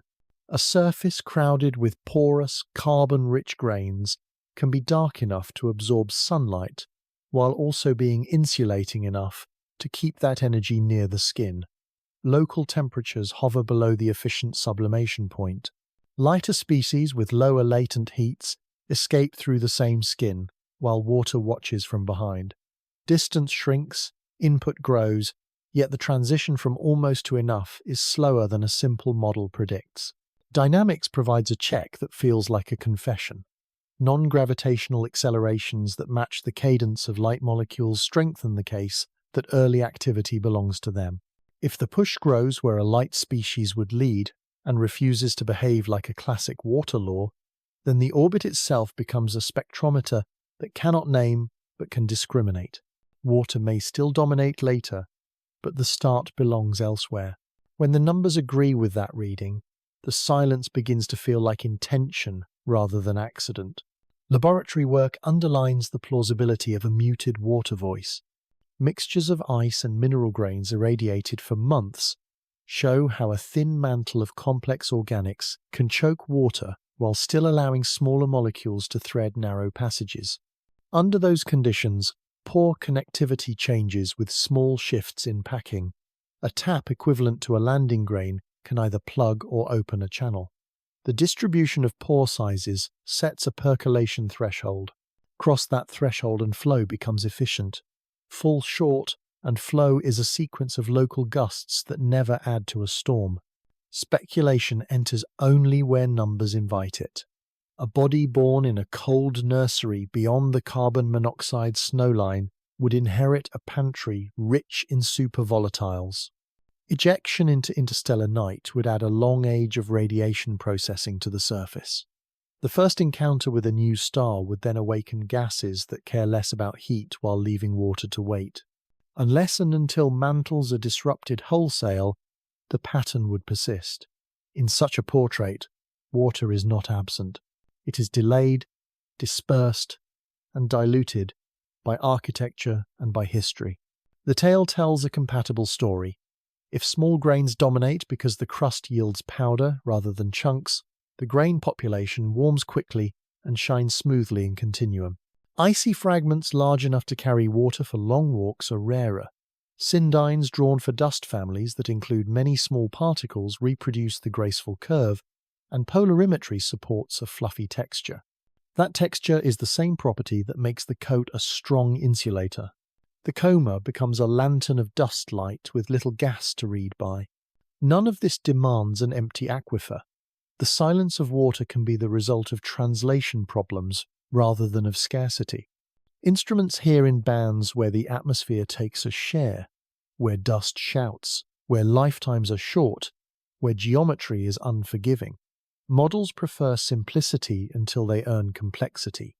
Here, complexity earns its place. The traveller accepts sunlight, exhales and carries on, while the hints left in its wake point to a balance in which carbon leads the first act and oxygen waits behind a curtain of its own making. The lesson is as old as astronomy and as new as each observation. A missing line is not a verdict. It is an instruction to widen the search, to choreograph timing across rotation, to gather polarization with spectra, to treat dynamics as a partner to chemistry, to let the mid-infrared speak where the ultraviolet stutters, and to respect the ways that a thin rind can redesign a world. Water will have its say eventually. For now, another voice dominates, lighter, quicker, and perfectly at home in cold, that was once a climate rather than a season. An outer shell grows on small worlds, the way rind grows on fruit, forgotten in a cold pantry. Grain by grain, night by uncounted night, dust settles back and welds with frost. Organics knit into varnish, and microshocks press edges into contact. What begins as a loose blanket becomes a lid. The lid is not uniform. It is a mosaic of plates, seams and patches that differ in thickness by fingers and in strength by orders. Beneath it, volatiles wait. Above it, sunlight keeps patient time. Heat arrives shallow, The daily thermal wave reaches only centimeters before expiring. That thin reach decides the temperament of the lid. Places that see morning at low angles warm gently and hold. Places that greet noon head-on expand and contract like old timber. Microcracks open along mineral inclusions, at pore throats, and where glassy skins meet powder. Each crack is a hint of a door. None is yet a hallway. Gas lives under rules set by scale. In broad pores where molecules collide with one another, flow behaves like a slow wind through a sponge. In constricted throats where walls dominate, motion becomes a procession of single file slips. The difference is marked by a number that weighs mean free path against pore size. On a small world, that number often favors the single file. The shell is thus a sieve that permits whispers and resists shouts, a geometry that turns pressure into patience. Some cages are chemical rather than architectural. Water ice can trap guests in its structure when grown cold and quickly. Carbon monoxide, nitrogen, and other small molecules hide in those cages until warmth invites a rearrangement that evicts them. Elsewhere, amorphous ice folds gases into its disorder and releases them when it relaxes toward a crystal. Both processes keep breath stored as potential, not yet visible to a slit or a filter. The lid above them serves as a moderator. It decides whether the stored breath leaves as a seep or a surge. Sintering thickens the armor. At contact points between grains, atoms migrate to reduce surface energy. Bridges grow. Porosity remains high, but connectivity narrows. The change is subtle yet decisive. A few necks choke, and the pathways that once joined become cul-de-sacs. Gas amasses behind these edits until the stress on a weak seam exceeds cohesion. When the seam yields, the release is focused by geometry into a nozzle. A jet appears that looks like intention when it is only plumbing. Caps form from the world's own weather. Dust lifted in gentle puffs arcs and returns along shallow paths. Fine material settles into pits and troughs, where it compacts under its own fragile weight. Coarser grains roll outward, rim the depression, and harden into parapets under alternating frost and light. These rims cast shadows that harbour cold-trapping films. With each cycle, the rim grows, and the throat below it narrows. The system designs its own valves without a plan. Sunlight is a locksmith. It works on timers. The seam that survived midnight fails at the second hour of local morning. A cap that flexed for weeks splits on a day when illumination and spin align to drive a thermal front 1 millimeter deeper than any before. The pry is not violent. It is persistent. The same patch that refused to join the coma yesterday becomes the source of a fan today, then returns to quiet when fallback dust mends the wound in miniature. Inside the lid, pressure is not uniform. Cavities communicate unevenly, and microtopography creates pockets that are rich in guests and pockets that have been emptied by minor leaks. A slight shake from a nearby vent changes that map. Grains rearrange. A throat widens by the width of a hair. Another pinch is shut when two loose spheres kiss and stick. The percolation threshold is crossed locally and temporarily. Breath finds a shortcut, then loses it, then finds another. To distant eyes, this reads as erratic behavior. Locally, it is choreography at the scale of sand. Thermoelastic stress leaves signatures that repeat until they do not. Repeated expansion and contraction along the same field of fractures can grind edges smooth and densify margins. These polished joints seal better with each cycle, while new fractures begin elsewhere where stress once dissipated. The active map migrates along lines dictated by the shell's memory. A jet can switch sides of a small rise within a handful of rotations. The coma records the shift as a subtle change in azimuth. The lid recorded it as a sigh. Light does more than warm. It pushes. Photophoretic forces can urge fine grains away from hotter surfaces toward cooler shadows, especially within the dense glow near a vent. That drift sorts textures in real time. Smooth crust develops in sun-facing coves as finer material is shepherded outward. Rougher skins accumulate in shade where the same grains come to rest. These textures determine emissivity and, with it, the pace at which surfaces shed heat. The lid evolves optics that feed back into heat, which feeds back into fracture, which feeds back into flow. Some plates of the armor are slabs. Dust and ice weld into sheets that can span meters while only centimeters thick. When undermined by sublimation, a slab can bridge a void until load exceeds strength. Collapse is instant. The event injects fragments into the halo and exposes fresher interior to light. The exposure is brief. Within hours, fallback and frost begin remaking a cover. The sun pries a truth loose, and the world closes the book almost at once. In pits, light behaves like water. It concentrates near walls and focuses on floors. Temperatures there can surpass adjacent flats, despite the pit's reputation for cold. If a cap sits at the base of such a geometry, it endures both radiant heat from above and re-radiated heat from the bowl itself. This is where locks fail first. The first fracture throws talc into the air and clears a throat. The next one deepens the pit by scouring. Over time, a skylight forms, and the jet that escapes has the steadiness of a spring compared with the hacking coughs of open plains. The lid sometimes carries strangers. Pebbles and plates that were not born in place land after low ballistic arcs. A fragment can act as a keystone on a crack, arresting expansion for days. Another can act as a wedge, keeping a seam from closing after a surge. Each landing is a local vote on how the next breath will be shaped. Spin and low gravity conspire to make those votes common and influential. Mechanical numbers anchor the poetry to matter. Tensile strengths measured for porous ice-dust mixes sit low enough to be defeated by small overpressures. Thermal conductivities collapse when void fraction is high and contact networks are thin. Heat capacities keep interior temperatures steady against brief day. Permeabilities zigzag with depth, not by large factors, but enough that the fastest path rarely sits above the richest pocket. The lid that seems simple in silhouette is a field of parameters in slow motion. Sunlight can also undo cages by chemistry. Irradiated organics soften under heat, turning a brittle varnish into a waxy membrane. Gas that once struck sharp edges now nudges compliant walls. Flow rates change even when pressure stays the same. Later, the same organics cross-link again and harden, restoring stiffness but with a new distribution of pores. The cycle is more than temperature. It is transformation.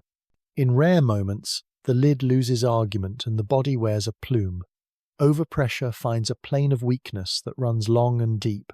The opening is a line, not a point. Several vents align, feed each other, and carve a seam clean to light. Dust leaves in sheets that flutter apart, and blocks tumble out to become temporary satellites before settling. The coma brightens in a way no model predicted that morning. As the seam cools, frost grows along its edges, narrowing it toward closure. The episode is a page torn from a manual that usually teaches in footnotes. Eventually, the shell carries a palimpsest of these edits. Sealed fissures stand next to fresh rims. Plates with glazed tops sit over honeycombed understructures. Caverns connect to culverts that dead-end one day and rejoin the next. The sun continues to pry, quietly and insistently, with a patience that outlasts the arc of a visit.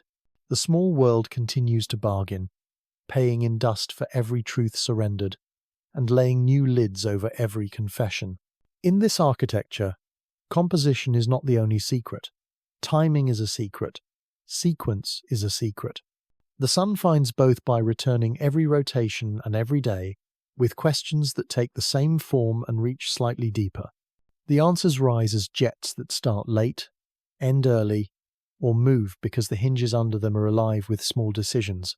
The crust, the caps, and the cages are not obstacles alone. They are instruments that play the score of a volatile pantry under modest heat.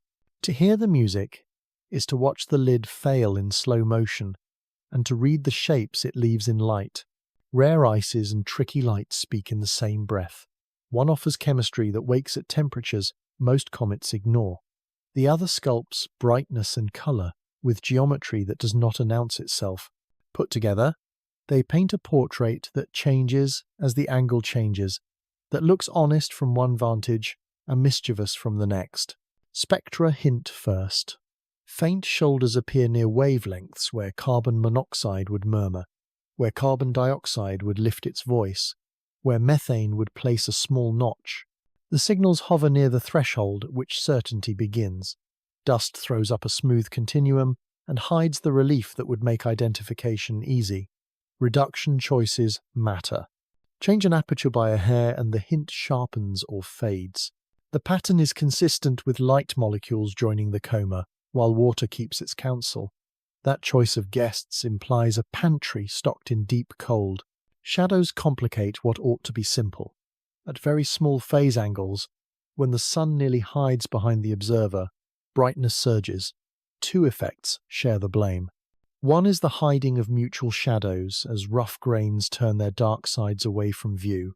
The other is the coherent backscatter that returns light along its incoming path, when paths within a porous medium happen to match. Both effects favour fluff.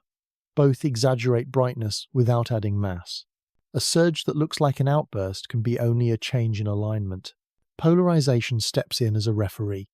Light scattered by airy aggregates tends to polarize strongly at intermediate phase angles, then dip into a negative branch at small angles. Measurements trace a curve shifted from the median of local comets. The minimum is deeper, or the inversion angle arrives a few degrees early, or both. Those details imply grains with high void fraction and irregular monomers, structures that grew gently in a cold nursery. They also imply surfaces that trap heat poorly while trapping light well. The link between polarization and thermal behavior is not poetic. It is structural. Color changes with angle in a way that refuses to be a footnote. At some phases, the spectrum reddens. At others, it flattens, or even blues by a trace. Phase reddening is familiar on many dark bodies, where increased multiple scattering at larger angles prefers long wavelengths. Phase bluing is rarer and invites a different sketch of grain physics. Fractal aggregates with submicron monomers can produce it if the balance between absorption and scattering tips just so. The dance is delicate. Small shifts in size or porosity change the step. Photometric models translate these subtleties into parameters. A Hapke-style fit asks for single scattering albedo, opposition effect strength, macroscopic roughness, and an asymmetry factor that tells whether light prefers forward or backward routes.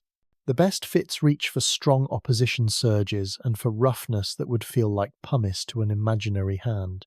The asymmetry factor leans forward, consistent with small grains that throw light ahead of themselves. None of this demands an exotic mineral. All of it demands structure that is extravagant in voids. Bright patches come and go like frost in a courtyard. Against the dark mantle, a spot briefly shines with a flatter slope. It appears near local morning, when recondensed films have not yet retreated. Hours later, it softens into the common red. On another day, the same place stays dark and another rim flashes. These glints are not declarations of bedrock. They are films only molecules thick, fragile compromises between sunlight, shadow, and the low gravity that allows hoarfrost to keep its lace. Exotic ices explain both activity and optics. Carbon monoxide and nitrogen deposit in deep cold and leave at temperatures where water would remain stubborn. Methane walks the same path in a narrower band of conditions. If such ices lie near cracks beneath a semi-transparent crust, they can lift dust in modest jets without asking for aggressive heat. The grains they release carry organics on their skins and ice in their hearts.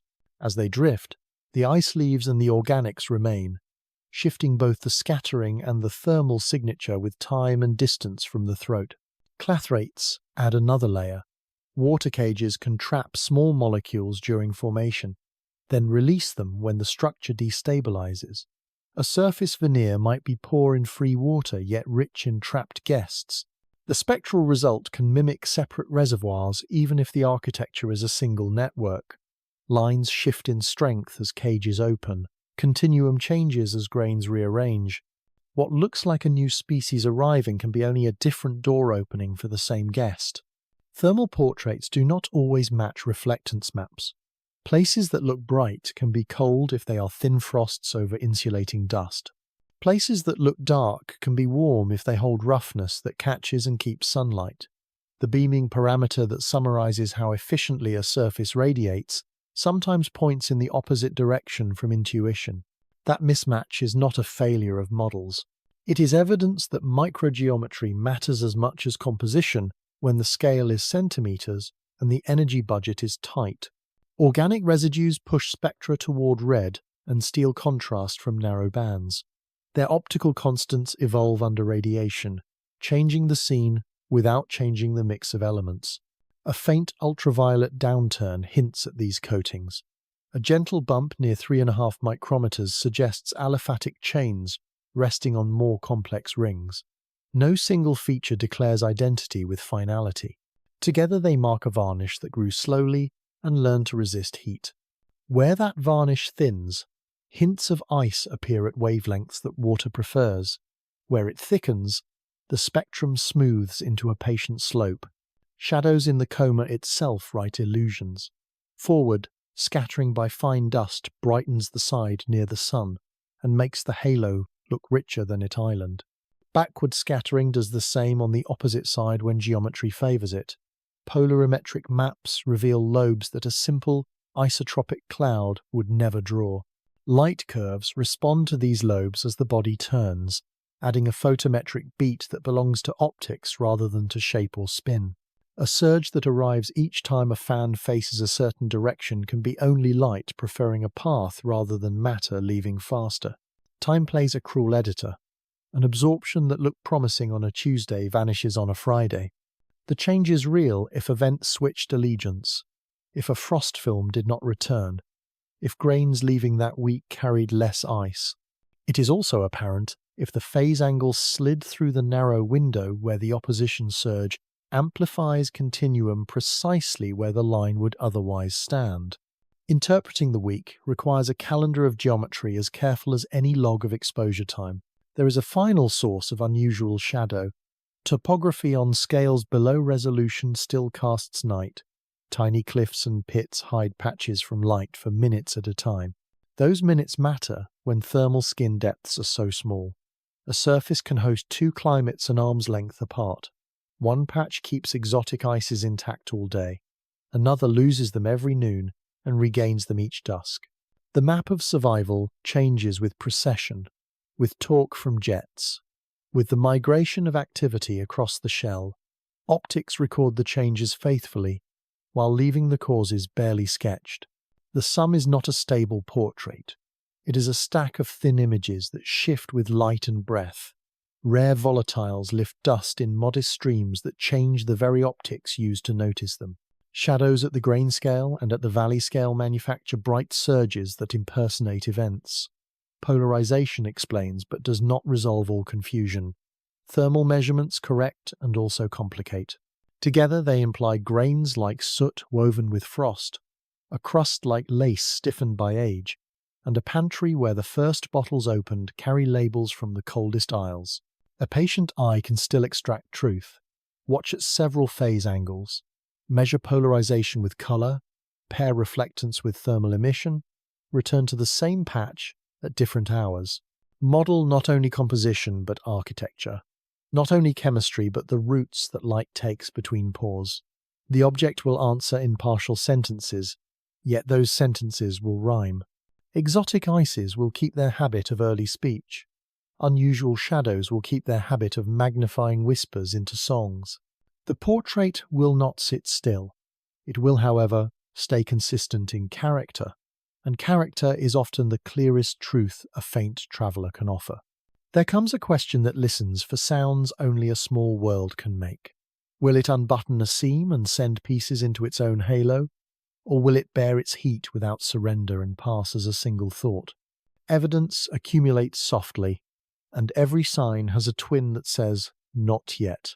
Light curves hold the first hints of a fracture. The smooth rotation can be learned from nights of rhythmic brightening and fading.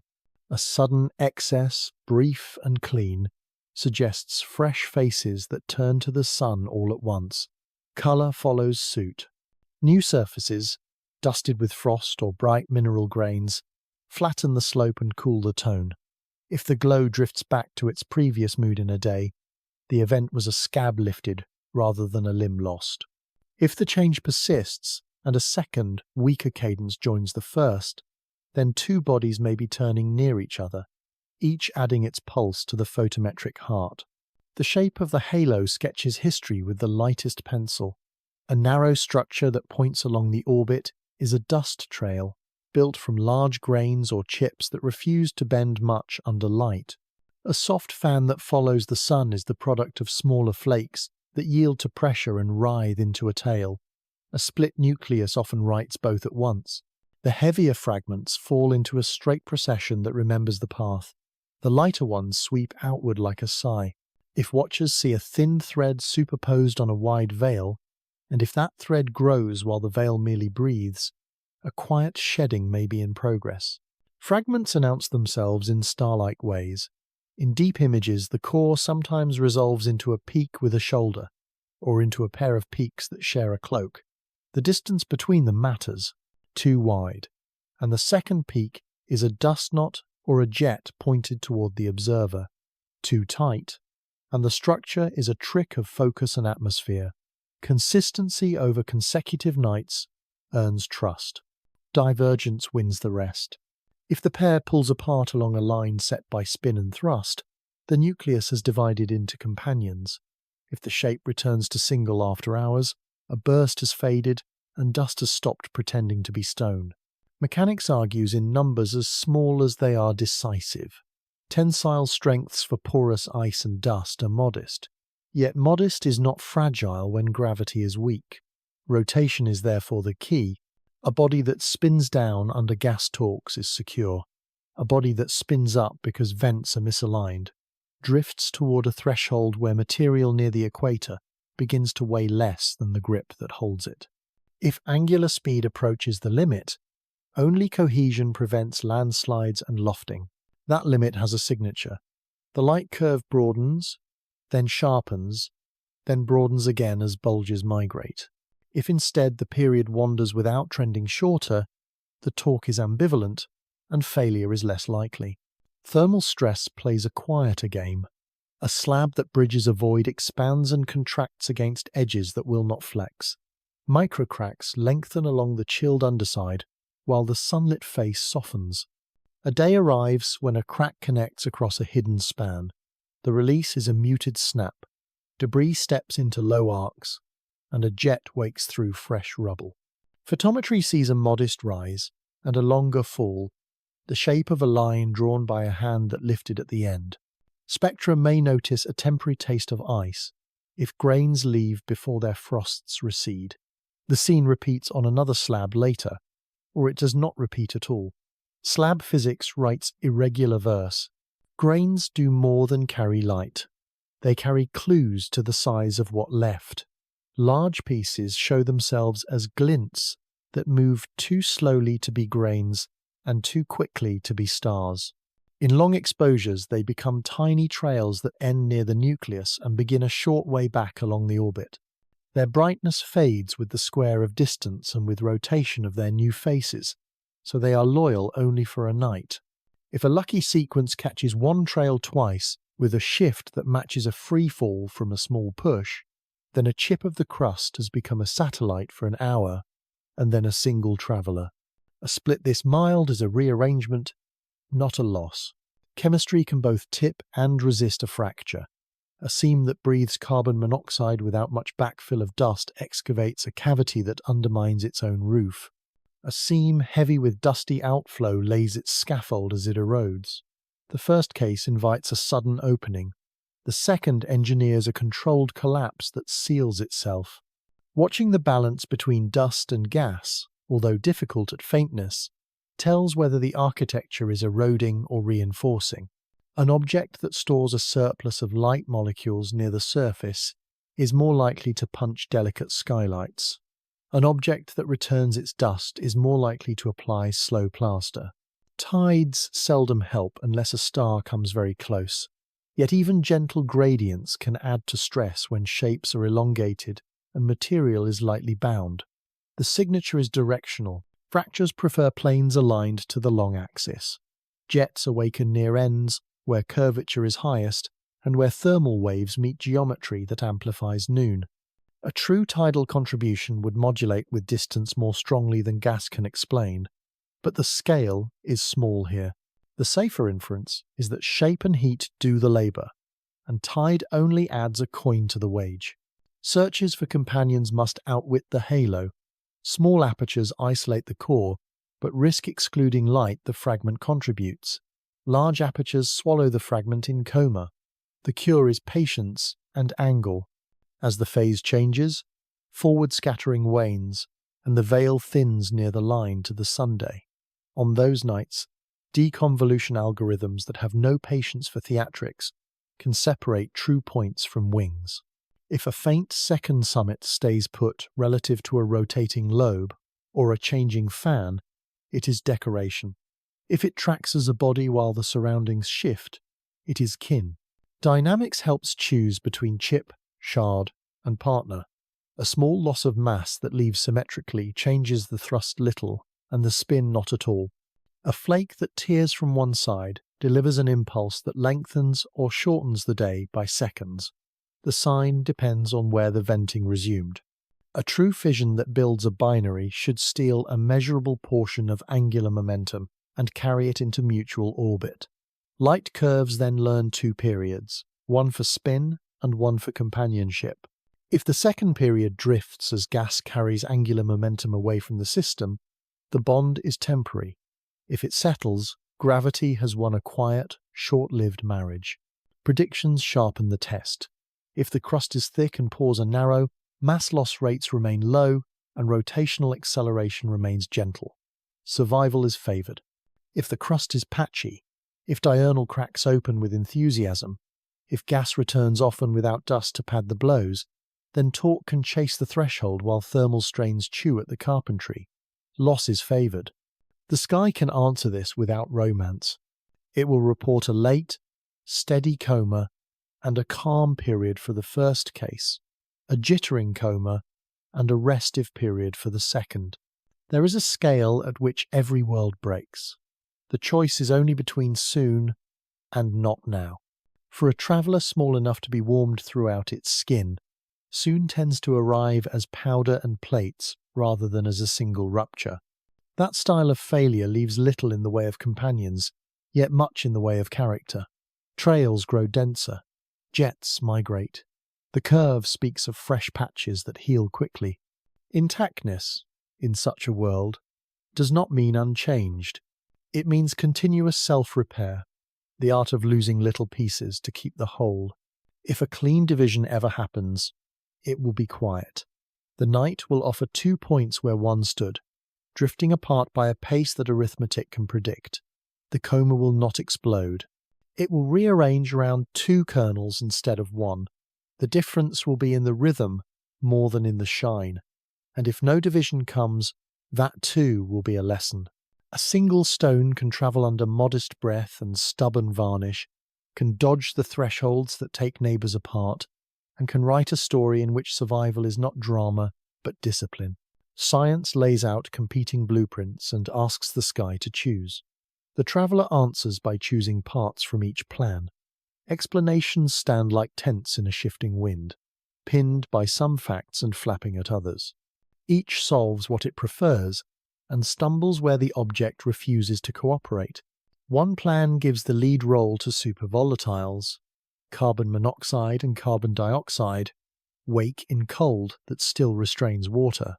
They seep from deep pockets or through narrow throats and lift dust without announcing loud aquifers. This plan explains early stirring, far from strong sunlight, and a thrust law that rises before water ought to dominate. It softens the surprise of modest hydroxyl and a coma that shines more in dust than in gas. The wind catches it where lines stay shy in bands that should be friendly, where features hover and fade under reductions that are careful, and where the magnitude of the push wavers with a rhythm that seems more architectural than purely chemical. Another plan argues for an armor of dust and organics. A processed mantle turns heat into a surface affair. Pores deny water, a wide exit, while lighter molecules slip through narrow routes. The mantle scatters light with a red lean, polarizes it with the signature of fluff, and keeps thermal inertia small. This plan gathers many threads at once. It must compromise where the thrust requires more mass flow than tight pore networks would permit, and where faint hints of gas appear at moments, the armor would prefer silence. It explains insulation well and plumbing less well. A third plan assigns power to the transformation of amorphous ice.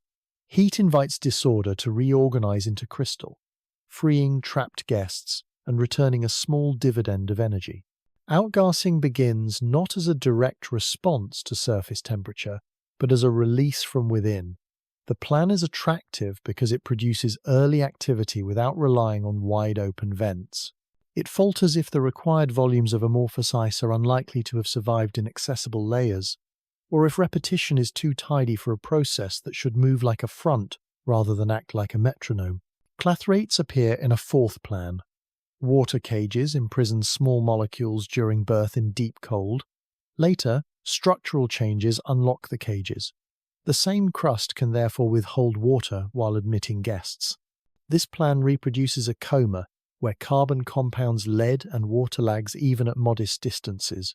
It asks for formation conditions that are not rare but are not guaranteed, and it tolerates only limited heat before cages fail wholesale. If the surface has long-endured radiation that rearranges bonds, cages could be broken before the star's warmth arrives. The plan is happiest where spectral features of guests flicker rather than persist. A fifth plan minimizes gas and leans on light itself. Radiation pressure on dust acts on the coma and on any thin flakes that might detach from the surface. In the measurements, this force slides the center of light and impersonates a push on the nucleus. Positions move subtly toward the bright side. Fits that do not guard against this bias create residuals that look like non-gravitational acceleration. The plan fits moods in datasets that depend on aperture and on seeing. It struggles wherever careful small aperture astrometry, repeated across instruments, still demands a real force aligned with solar geometry. It thrives on illusion and retreats before agreement. A sixth plan sees the small world as a rocky hybrid. Volatiles are limited to pockets left in a matrix that is refractory and strong. Jetting exists but is sparse, driven by localized stores that never find union into a global coma. This plan squares with silence in water bands and a spectrum that can resemble heated stone under varnish. It must reconcile itself with polarimetric behavior that favors airy aggregates over compact dust, and with a thrust that rises more smoothly than a handful of vents would likely produce.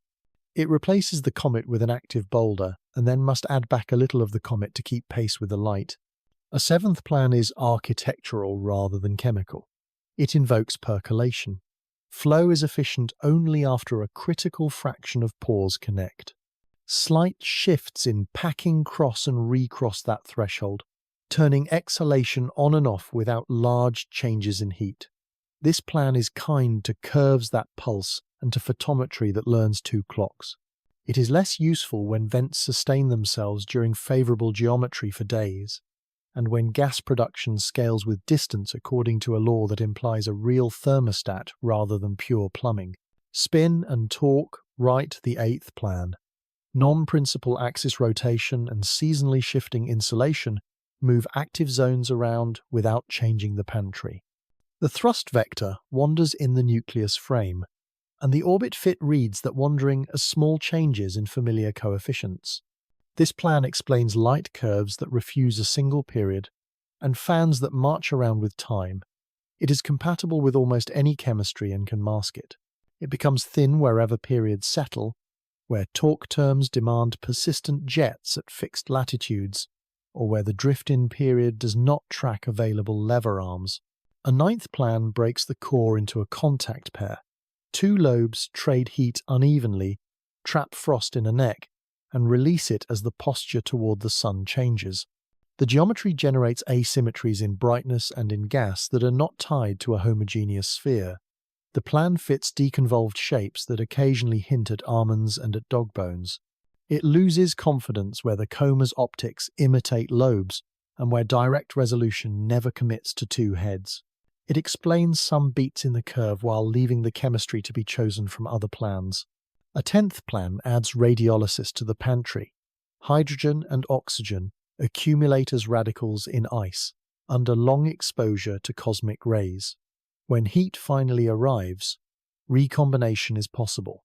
Hydrogen escapes without advertisement and carries momentum without leaving strong spectral marks. The plan is elegant because it hides the driver from the most common instruments while granting a push. It carries heavy baggage. It requires large stores distributed close enough to the surface to communicate and yet shielded enough to survive. It risks producing byproducts that would appear if sensitivity were improved. It is a thread pulled from laboratory hints and woven into a cosmic garment that may not fit. An 11th plan returns to simple sublimation of water, but through a lacework so fine that gas emerges with low column density near the nucleus and becomes visible only downstream. Icy grains act as remote vents. Their evolution shifts the profile of tracers so that small slits miss the signal while larger beams recover it. This plan forgives quiet lines and saves the reputation of water as the eventual engine. It is vulnerable to polarimetric and thermal portraits that suggest grains are mostly refractory by the time they contribute strongly to light, and to dynamics that lean toward laws favored by lighter molecules at the distances in question. Every plan invites a hybrid. Supervolatiles can seep through a mantle that was built by radiation and by the fall of dust. Amorphous ice can relax while clathrates unlock guests, all in a body that tumbles and hides frost in necks. Dust can bias positions in the very nights when gas delivers a real push. Percolation can set the rhythm, while chemistry sets the pitch. The hybrid is appealing, and it is dangerous. It explains because it includes everything. It predicts little without being trimmed into a leaner shape. The sky gives one tool for trimming. Coherence across domains counts as currency. A thrust law that matches a supervolatile must be heard in bands where that molecule speaks, or else the law is a ghost. Polarization that demands fluffy grains must also be seen in phase reddening and in thermal beaming, or else the grains are a mirage. A rotation state that moves jets around must leave fingerprints in both photometry and morphology. The plans survive where such triangulation holds. They fade where each instrument seems to tell a different tale. The best map today draws borders that are permeable. A deep, cold origin left a stock of quick waking molecules.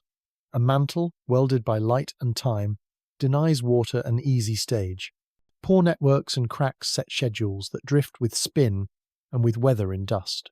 The nucleus is not stone, not snow, but a fabric that borrows traits from both. Radiation, pressure, and measurement bias tug at positions on some nights but cannot account for all the motion. Flashes of structural change open and close valves without warning.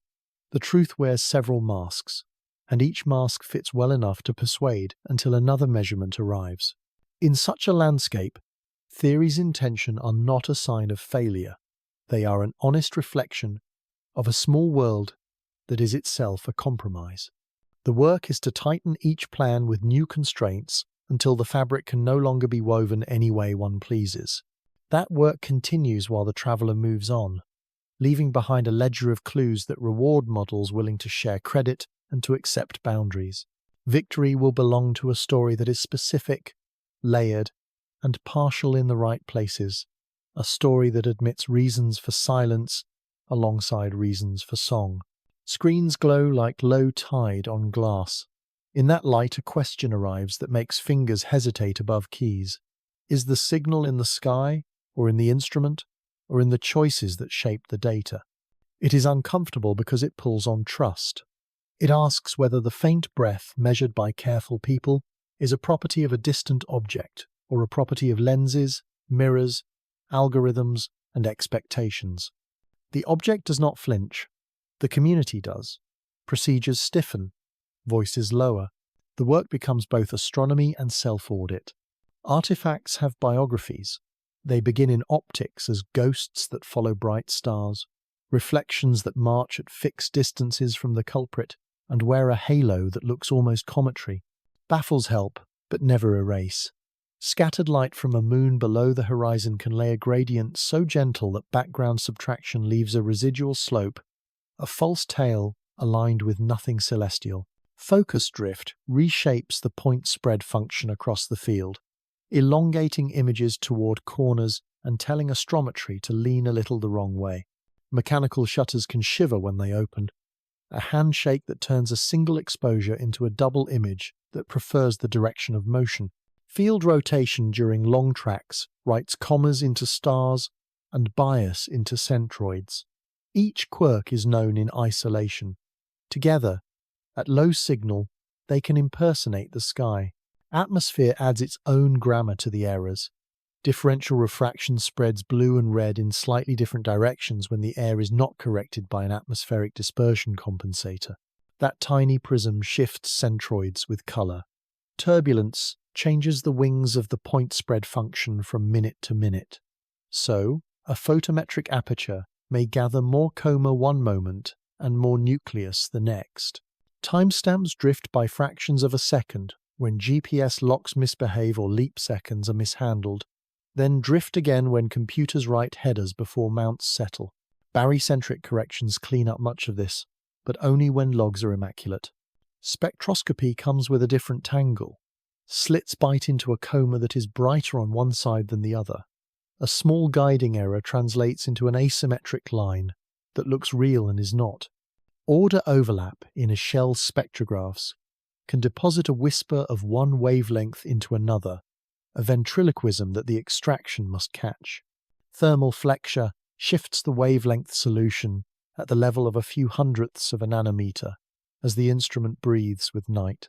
Telluric absorption bites lines into spectra in the same places where weak signatures of molecules might live, and the correction can either carve too much or leave a bruise that observers might mistake for a discovery.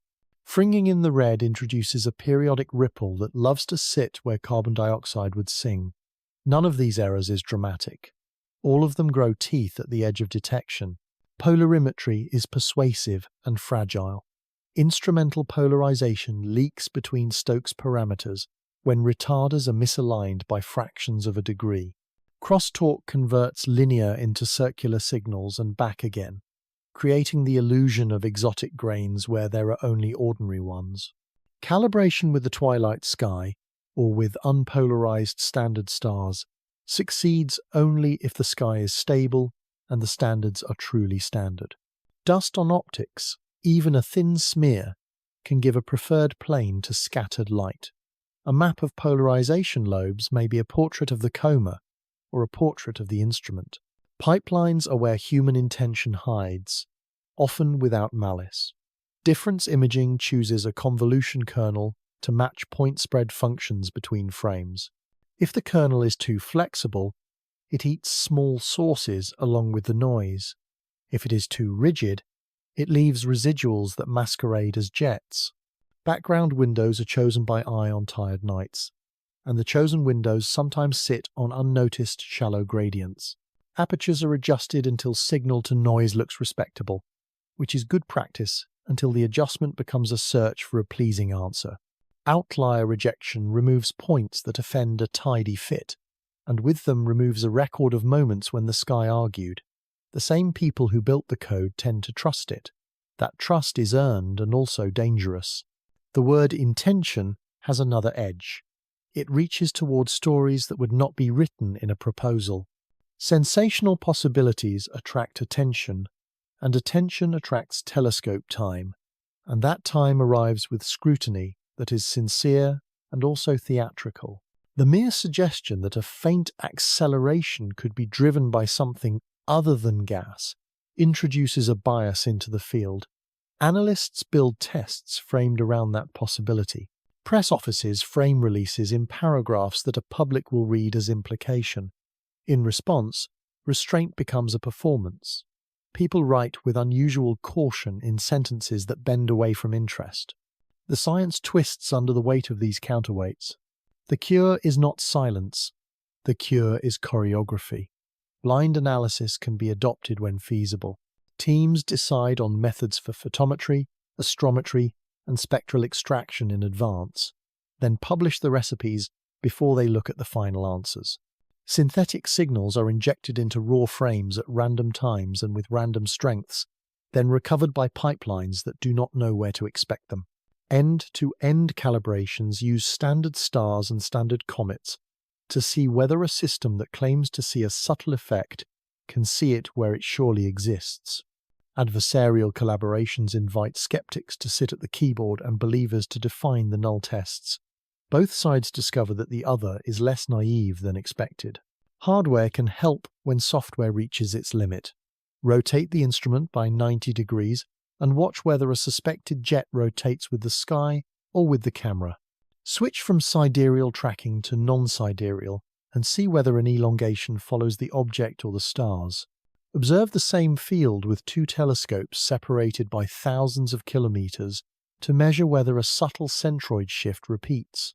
Use an integral field spectrograph to convert a slit into a small map and test whether a line appears where the continuum peaks or only in the wings. Tune polarimetric analyzers through complete cycles and verify that the signal locks to the object, not to the mechanism. Clocks and coordinates deserve suspicion. Sight time servers should be cross-checked with a portable standard. Leap seconds should be logged in a place where humans have to see them, not only in code. Star catalogue should be chosen with an understanding of color terms and proper motions. Chromatic differential refraction must be modeled with the colors of the coma, not the colors of the field stars. Astrometric solutions should be recomputed with smaller and larger apertures to measure the dependence on coma light. These are chores, and they are the work. Social structure matters as much as glass and code. Proposals should not promise conclusions before data arrive. Referees should resist rewarding what looks like boldness when it is only premature certainty, and should resist punishing questions that protect the field from embarrassment. Data releases should include reduction notebooks, not only final tables, so that others can read the thought process as well as the result. Quiet null results deserve citable homes. Otherwise, only sharp claims survive the attention economy, and the literature becomes a forest of dramatic exceptions with no canopy of ordinary truth. The question about intention must also point inward to cognitive bias. People see patterns that please them. A light curve with two humps invites a shape that is long, then invites a spin state that is complex, then invites a jet that rotates with that state, then invites a story that ties the jet to a seam. Sometimes the second hump is the atmosphere changing. Sometimes it is the phase angle shifting by a few degrees between nights. Pre-registration of analysis choices is an ugly phrase for a beautiful practice, since it makes habits public and reduces the freedom to massage results into coherence. There are times when suspicion finds a true artifact. A ghost that mimicked a tail disappears when the camera is rotated. A feature that looked like carbon dioxide melts when the blaze function is corrected. A polarization lobe that once looked like a plume vanishes when the retarder 0 is recalibrated. Each such moment saves future effort and restores confidence. There are also times when suspicion runs its course, and the signal remains. The thrust still points with the sun, small but real. The light curve still refuses a simple period. The spectrum still favors molecules that travel easily through a processed crust. Doubt served its purpose. The science is stronger, not smaller. Asking the uncomfortable question changes the science because it changes the behavior of scientists. It forces budgets of error to be written in daylight. It forces keyboard choices to withstand strangers. It converts drama into tests and converts romance into logistics. It also changes the data, because observing programs adjust cadence and geometry to satisfy the new tests, and the time series no longer compares cleanly to nights gathered earlier under looser rules. That complication is a cost worth paying, A clean record of revision is worth more than an easy plot.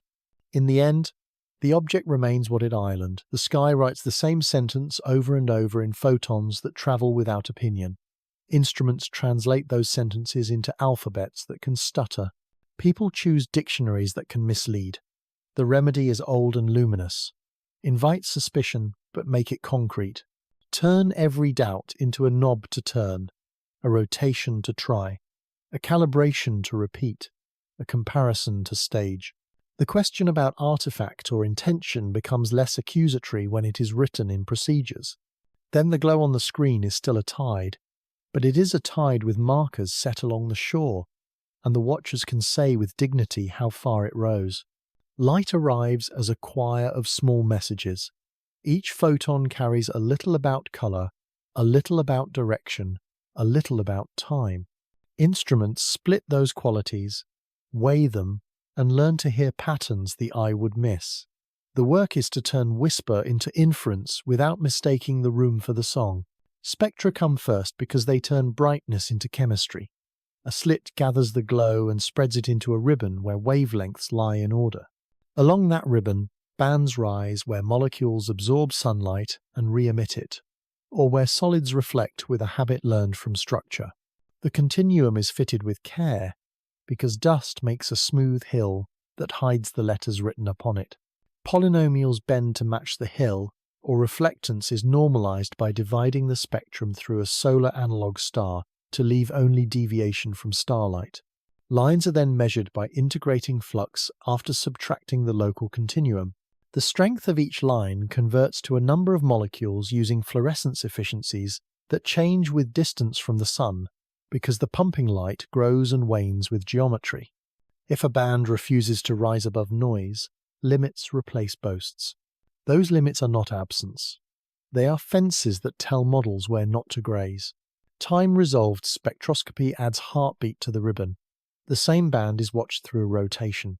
If event spins into view, line strength swells and falls with the cadence of that turn. Dust continuum may lag or lead, depending on grain size and thermal delay. Cross-correlation between the two can reveal whether a brightening is driven by gas that drags dust, or by dust that was shaken from a shelf with little gas at all. When lines of light molecules surge before water speaks, the cadence itself becomes evidence for volatiles that wake early and travel through narrow doors. Polarimetry listens to how light is twisted. A polarizer and a retarder rotate in measured steps, turning the beam through orientations that reveal Stokes parameters. From those, degree and angle of linear polarization are found. Maps across the coma show lobes and saddles, patterns that tell whether grains are fluffy or compact, whether they are small enough to scatter blue very differently from red, whether multiple scattering is important near the core. The phase dependence is a curve as distinctive as a fingerprint. It dips negative at small phase angles when backscattered light is slightly polarized parallel to the scattering plane, then crosses through zero to a positive plateau as angles widen. Where the minimum sits, how deep it falls, and how quickly it climbs all point to fractal aggregates or to smoother particles, to void-rich clumps or to solid chips. The curve is compared with models that do not assume a single sphere, but build aggregates from monomers and compute scattering with methods designed for tangled shapes. The match is never perfect, yet it narrows the family of possibilities and binds optics to structure.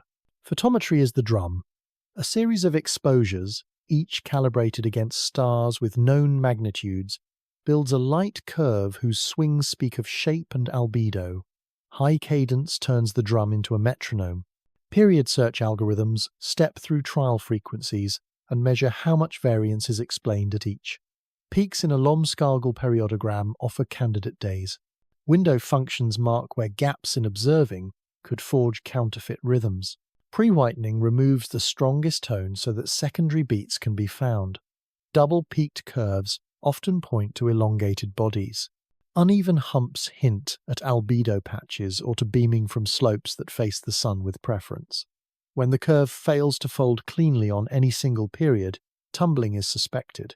Non-principal axis rotation is then modelled with Euler angles and moments of inertia that set a body into a dance of two periods. one for spin about the short axis and one for precession. Matching such a model to data requires patience and a willingness to accept families of solutions rather than a single number. All three streams are stronger when they are braided. A bump in polarization that repeats with the light curve suggests that a particular terrain sheds grains unlike its neighbors. A rise in a gas band at the same phase indicates a vent core located with that terrain. If the orbit fit demands a non-gravitational push that peaks at the same times, then dynamics joins the chorus. Coherence across methods converts inference into confidence. Incoherence sends the analysis back to calibrations and to assumptions about geometry. Geometry is a quiet tyrant. Phase angles set whether forward or backward, scattering dominates. Slit orientation decides whether the gas from a fan is included or missed. Aperture size determines how much of the coma is folded into the nucleus in photometry. To control for these, observers map a small grid around the target, measuring spectra and polarization at offsets that produce a crude image in lines rather than in continuum. Deconvolution then reconstructs where the gas prefers to live. A fan that appears only in the wings of a slit-oriented sunward is not a fantasy. It is a real architecture that tells about vent location and about the collimation of flow. Noise is made to confess by repetition. Exposures are grouped into stacks created by aligning on the moving target. Stars streak while the comet stays tight. Streaks are useful because they provide a measure of the point spread function in the same frame. Subtracting that shape from the core isolates the additional haze of the coma. The residual profile is compared to the ideal 1/ρ falloff expected for steady release in isotropic expansion. Deviations mark jets, fragmentation, or changing production. Even a hint of steepening near the core can signal grains that break as they travel, turning one reflective area into many smaller ones. Colors, taken as slopes in reflectance between bands, carry letters that spectra can miss in the faint. A red slope is common, yet its rate of change with phase, the phase reddening, carries more than one meaning. It increases when multiple scattering grows with angle in porous material. It can also flatten when grains are extremely fluffy and size parameters push scattering into regimes where blue light is favored. Measuring the slope at several phases and at several distances ties color to both structure and heat, because thermal emission begins to contaminate at long wavelengths near the sunday. Across nights, the sky and the object change together. To separate their roles, standards are observed as often as the target. Solar analogues provide the template for reflectance normalization. Polarimetric standards test leakage and retarder calibration. Spectrophotometric standards anchor the response of the system from blue to red. Nightly extinction is solved rather than assumed. These acts of humility keep the observer from hearing the instrument instead of the comet. They also give teams a common currency so that data from different telescopes can be merged without warping. Inference is finally cast in probability rather than in proclamation. Models are built to generate what an instrument would see, given a guess about grain size distribution, porosity, composition, vent latitude, spin state, and thermal properties. Those guesses are marched through parameter space with samplers that explore likely regions and map uncertainty. The result is not a single portrait, but a cloud of plausible portraits, each compatible with the light. Within that cloud, some features are stable. Grains must be porous to match polarization, vents must be few to match morphology, the push must peak where light molecules lead, other features remain adrift. The exact size of the core, the exact obliquity of the axis, the exact ratio of supervolatile to water, these jitter within ranges until better data or better geometry arrive. When moments of clarity come, they often arrive in small ways. A weak line that tracked the light curve with a steady phase lag reveals a vent on a slope that warms slowly. A change in polarization angle across the coma maps the curl of a jet as it fans and turns under solar pressure.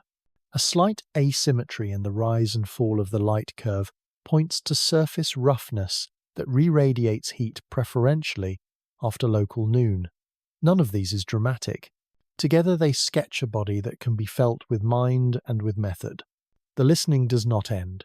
As distance grows, lines soften, polarization weakens, and the light curve flattens. Those losses are themselves messages. Grains grow invisible when they become larger than the wavelengths that once made them shine. Gas dwindles as mantles rebuild. Slope returns to a baseline that belongs to varnish rather than to frost. In that return, the early puzzle is confirmed. The small world breathes in a dialect where light molecules carry the first syllables, porous grains scatter with eloquence, and time writes the punctuation. Light was the messenger.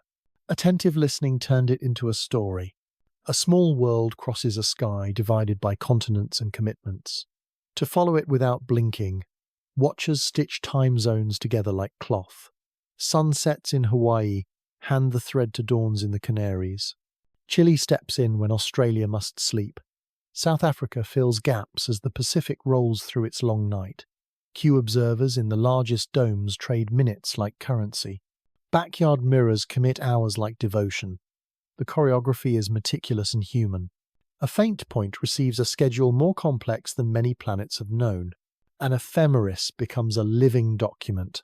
Every night of astrometry tightens it. Non-sidereal rates are computed so that motors can match the wanderer's pace. The rates are not extravagant, yet they are enough to defeat instruments that were built for galaxies. Some cameras refuse to track unless the drift stays gentle. Others can spin smoothly but cannot rotate fielder rotators fast enough. Each facility publishes what it can tolerate. Planners lean over those numbers and carve observing blocks that meet the limits without surrendering ambition. Large telescopes reserve pockets of time for targets of opportunity. Requests arrive with the measured urgency of professionals who know that urgency alone is not a credential. They carry exposure calculators showing how many photons will gather in each band. They show a cadence that samples rotation rather than random nights. They show which hour angles avoid wind shake and which air masses avoid dispersion that no compensator can tame. Committees meet at odd hours. An acceptance arrives, short and strict. The window is narrow. The sky, for now, is clean. Space observatories plan in a language of angles and temperatures. Engineers mark what elongations are safe, which roll angles keep sunlight on the right blankets, which slew rates do not upset a cryogenic system that takes days to calm. Non-sidereal tracking tables are uploaded like prayers. If a target crosses into forbidden geometry, the program goes on hold. If it emerges, a slot opens that cannot be missed. Exposure times split to dodge saturation from background stars that the wide beam cannot avoid. Wavelengths are chosen for lines that ground telescopes cannot reach through air. Radio arrays listen where heat and chemistry share a voice. Dishes in deserts turn toward coordinates that change during a single track. Correlators are told to follow a moving phase center. The rotation of the body is heard in line profiles that widen and narrow with the viewing angle. If a jet aligns with the beam, a narrow spike grows from the baseline. If no jet aligns, the profile sits broader and low, a hand placed on the speaker to muffle a song. Integration accumulates for hours because the lines are shy. Weather pauses the run without apology. The next clear night starts again from the beginning. Polarimetry thrives on discipline more than on aperture. Small and medium telescopes carry rotators that spin through a full cycle, while the comet moves so little that the map remains coherent. The result is an image of polarization vectors that curl around the sunward side or draw straight fans where grains are collimated. To compare maps, teams agree on standards and angles. One site points to the twilight sky to find 0. Another uses a star thought to be unpolarized. Later, they trade raw frames and reduction notes. The curl remains. The fan remains. The character of grains emerges from cooperation rather than from authority. Twilight is precious. For weeks the object sits low, a whisper above a horizon that holds heat and haze. Filters chosen for the faint are harmed by scattered light. Observers move to redder bands and accept a lower contrast in exchange for cleaner flats. They build sky models from fields away from the target and subtract them with a surgeon's restraint. The price of that restraint is a little more noise and a lot more confidence. The reward is simple. A jet seen at a low sun distance becomes a reference for later nights when geometry changes and the same structure ought to move.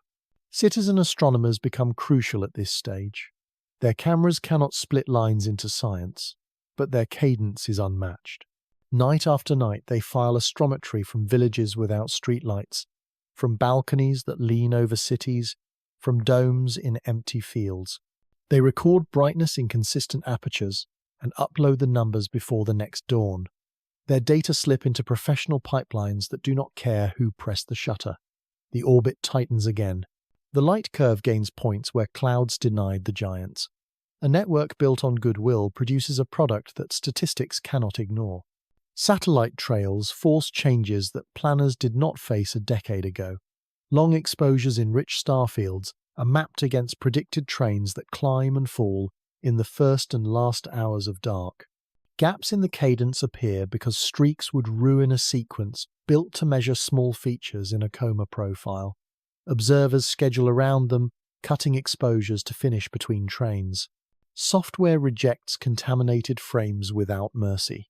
No one pretends this is elegant. Everyone accepts that elegance is a luxury. The curve remains intact. Data converge in quiet rooms where coffee cools faster than arguments. A shared calendar lists what was seen by whom, where, and when. A page shows which bands have coverage, which lines have evidence, which angles remain unmet. Gaps are turned into requests. Tonight, Chile will measure polarization at a phase not yet sampled. Tomorrow, Hawaii will chase near infrared lines while the object is highest. The weekend, Europe will run fast photometry to catch rotation at a specific phase. The plan is alive, and the living part is compromise. Clouds veto, winds veto, and still the plot thickens. On a few nights, a small miracle of simultaneity is achieved.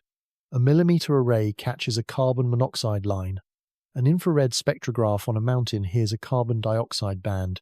A space telescope measures heat from grains, while a polarimeter maps the same grains as a function of angle. Time tags agree to the second. The rotation phase is known within a few percent. The combined data show a vent that leads in light molecules, a dust response that lags by minutes, and a polarization lobe that swings like a searchlight as the nucleus turns. A thrust coefficient derived the next day peaks at the same hours.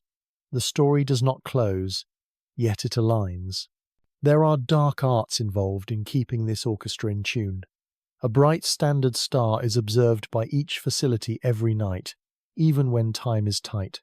Dither patterns are smaller than usual, so that a small coma does not wander off a slit while an operator checks a focus curve. Reduction scripts are versioned and shared, so that a bug fixed in Europe does not stay alive in America.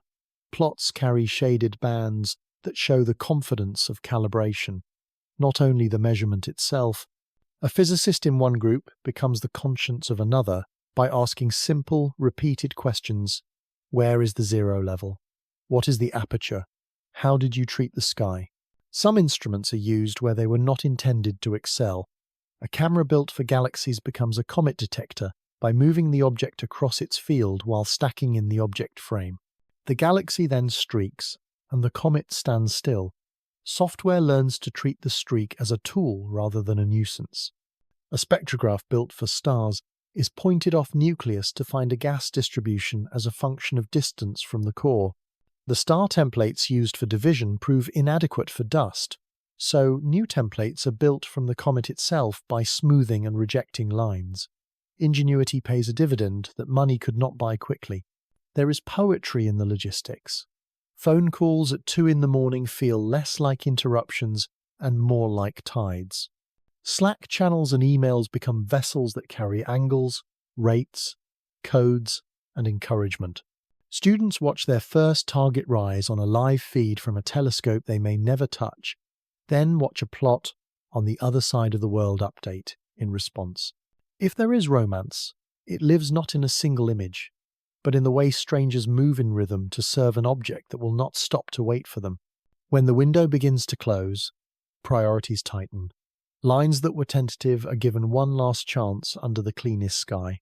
Polarimetry is repeated at a final phase.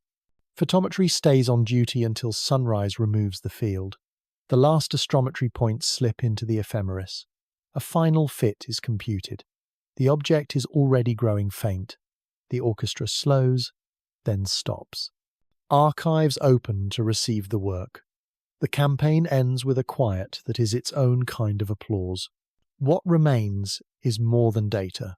It is a record of cooperation practiced at scale. It is a demonstration that a faint object can be followed as if it were a comet of legend, even when it refuses to perform like one. It is proof that the architecture of modern astronomy can reconfigure itself quickly and responsibly when curiosity has a target. The small world keeps moving. The network that watched it is still warm from the effort, and the memory of that warmth will outlast the light. Engineers sketch paths across a silence that has no roads. The goal is not a rendezvous in comfort, but a sprint beside a traveller that will not slow. The drawings begin on whiteboards, crowded with arrows and circles. Numbers are written in neat columns that measure energy as if it were distance. The central fact is both simple and cruel. The relative speed is enormous. Any craft that hopes to meet the visitor must begin with audacity and continue with precision. One family of plans starts with patience stored in orbit. A spacecraft waits at a quiet point in space. Instruments asleep but ready. Fuel secured against boil-off. Software rehearsing in a loop. When the alert arrives that a new interstellar object has been found, the craft does not wait for custom hardware. It slews, burns, and drops toward the Sunday. Near perihelion, it lights a solid motor for an Oberth maneuver that trades proximity for speed. In the moment when the sun fills every pore with heat, the burn multiplies its effect. The craft climbs from that dive with a hyperbolic excess that a launch from Earth could not have granted alone.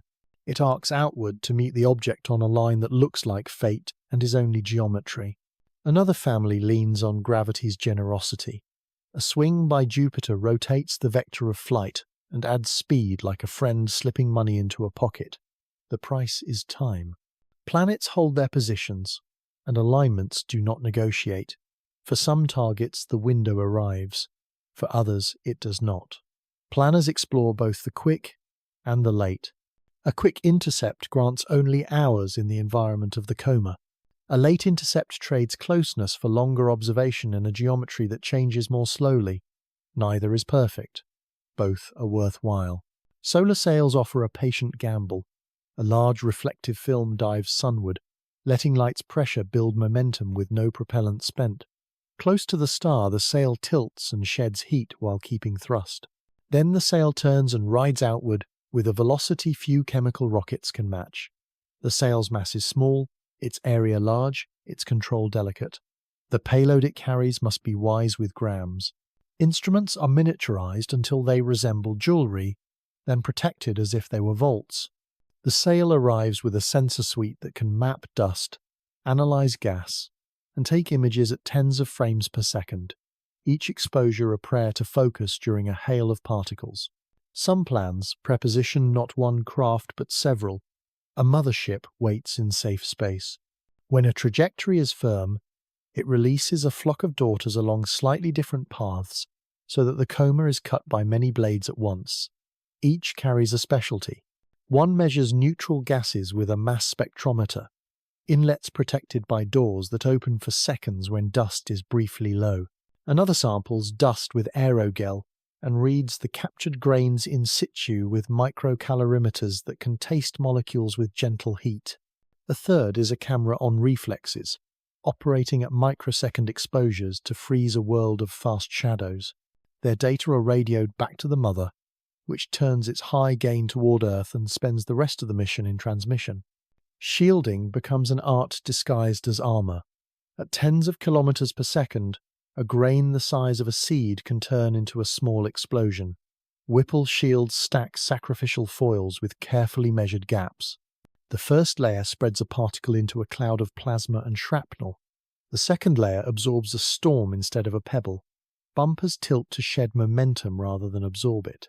Instrument apertures are protected by doors that blink like eyelids, shuttering during the densest regions of the coma and opening just long enough to gather the data that justify the risk. Materials are tested in chambers where guns fire dust at speeds that approximate the hazard. Failure modes are written on the whiteboards as often as successes. Navigation must be as agile as instinct. The target is faint, and its exact center is disguised by a halo that hides the solid core. Optical navigation uses the coma's centroid, while algorithms hunt for the brightest arc in a fan that marks a sunward jet.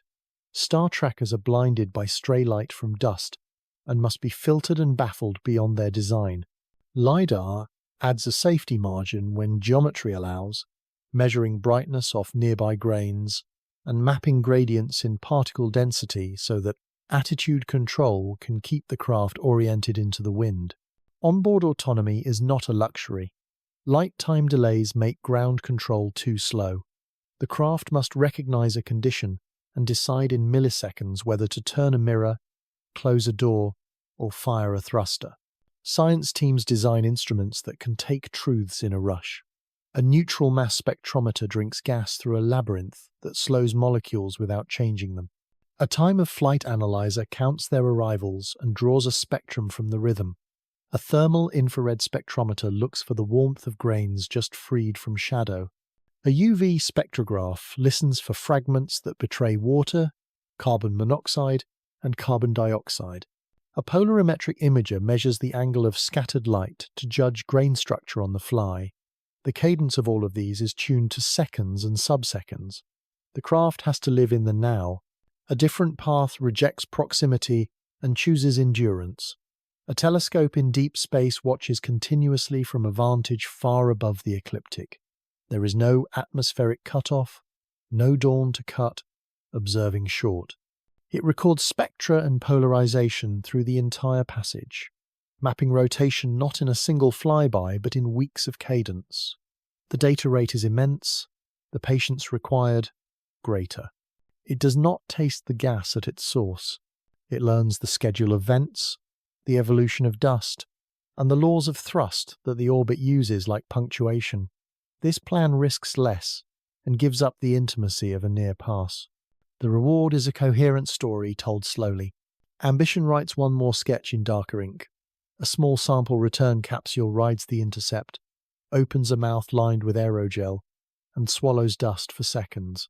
It closes before the heating can bake the captured grain into a new chemistry. The capsule then separates, turns its back to the oncoming stream, and begins a long, careful return. A solar sail could decelerate with light. A magnetic sail could interact with plasma and shed speed. On approach to Earth, the capsule releases and knifes into air, bringing a few grams of interstellar debris to laboratories where time is measured in picoseconds and patience in years. The risk is plain. Capture at high speed may damage the very molecules that interest science most. Yet careful testing shows that at just the right density and thickness, aerogel can stop a particle in a way that keeps its perfumes and its architecture. The margin is slender. The prize is indescribable. Each architecture faces the tyranny of notice. Interstellar visitors are announced with little warning. Hardware cannot be conjured from promises. This is why waiting is essential. A craft that sleeps near a gravitational balance point can wake quickly. A sail folded like a book can open without shipping delays. A mothership that already holds its daughters can deploy them when ephemerides sharpen. The budget for such readiness is large, but the cost of missing a chance is larger in a currency that science does not often spend. Timing is destiny. Readiness buys a share in it. In the hot rooms where trajectories are solved, simulations play out like rehearsals. A draft intercept passes through virtual dust. Software registers hits, counts damage, reroutes control when a sensor fails, then shows whether enough data survive to justify the risk. Another draft uses different shields and a different angle. A third tries the belt and braces approach. with 3 millimeters more aluminum and a narrower inlet. The rehearsals never end. They teach caution. They also teach that some risks do not reduce. They must be accepted or the mission reduced to a distant glance. The politics of priority touches the edge of the table. Planetary defense demands eyes and rockets that can warn and deflect. Planetary science demands time on telescopes and money for instruments. An interstellar chase borrows from both. It studies, not saves, yet it tests technologies that would make saving more likely later. Fast guidance, robust shielding, autonomy in a storm of particles, these are useful in emergencies. The case is made without spectacle. The decision belongs to agencies that weigh hope against duty. In all these sketches, the heart of the plan is simple. Put an instrument within the breath of a body that came from another sun. Listen to how gas leaves a crust processed by ages. Watch how grains fracture and how light plays through their lace. Measure the push that the exhale gives to the path. Learn enough to turn a single encounter into a template for the next and the one after that. Certainty is bought not with a single perfect mission, but with the willingness to chase again. The engineers leave the room quiet. The board holds arcs that curve around dates and words that carry weight in grams. Outside, the sky is clear. Somewhere, a small world is already on a path that will one day cross easy lines on a plot in that room. When it is named, a craft will light a motor, or unfurl a sail, or open a door, and step into a wind that smells like a different dawn. The chase will last minutes. The learning will last longer. Speed will carry the risk. Readiness will carry the certainty. One measured decision at a time. A small light on a screen teaches a large lesson. It shows that ignorance is not a deficit but a tool, if it is sharpened carefully. The first cut it makes is through pride. The second cut is through habit. What remains is a practice that counts doubt as data, that treats every answer as a prior, and that lets surprise write the next experiment. Uncertainty is an instrument when it is measured. Error bars are not decorations. They are rulers placed beside claims. When two independent teams publish values that barely overlap, the gap is not an embarrassment. It is a compass. It points toward a missing term, a calibration drift, a bias in selection, or a property that changes with geometry. The habit of writing intervals with honesty trains the community to look for patterns in disagreement. A pattern that repeats across instruments suggests nature. A pattern that vanishes when methods change suggests a mirror held up to the observer. Limits are also information. A non-detection is a fence around possibility. Each upper bound reduces the pasture in which a theory can graze. When limits from one technique meet limits from another at a neat angle, the intersection can be more decisive than a marginal detection. The culture that honors limits removes the temptation to oversell curves that sit on noise. It replaces spectacle with the satisfaction of narrowing a field by a clean centimeter. Sampling bias becomes a character in the story.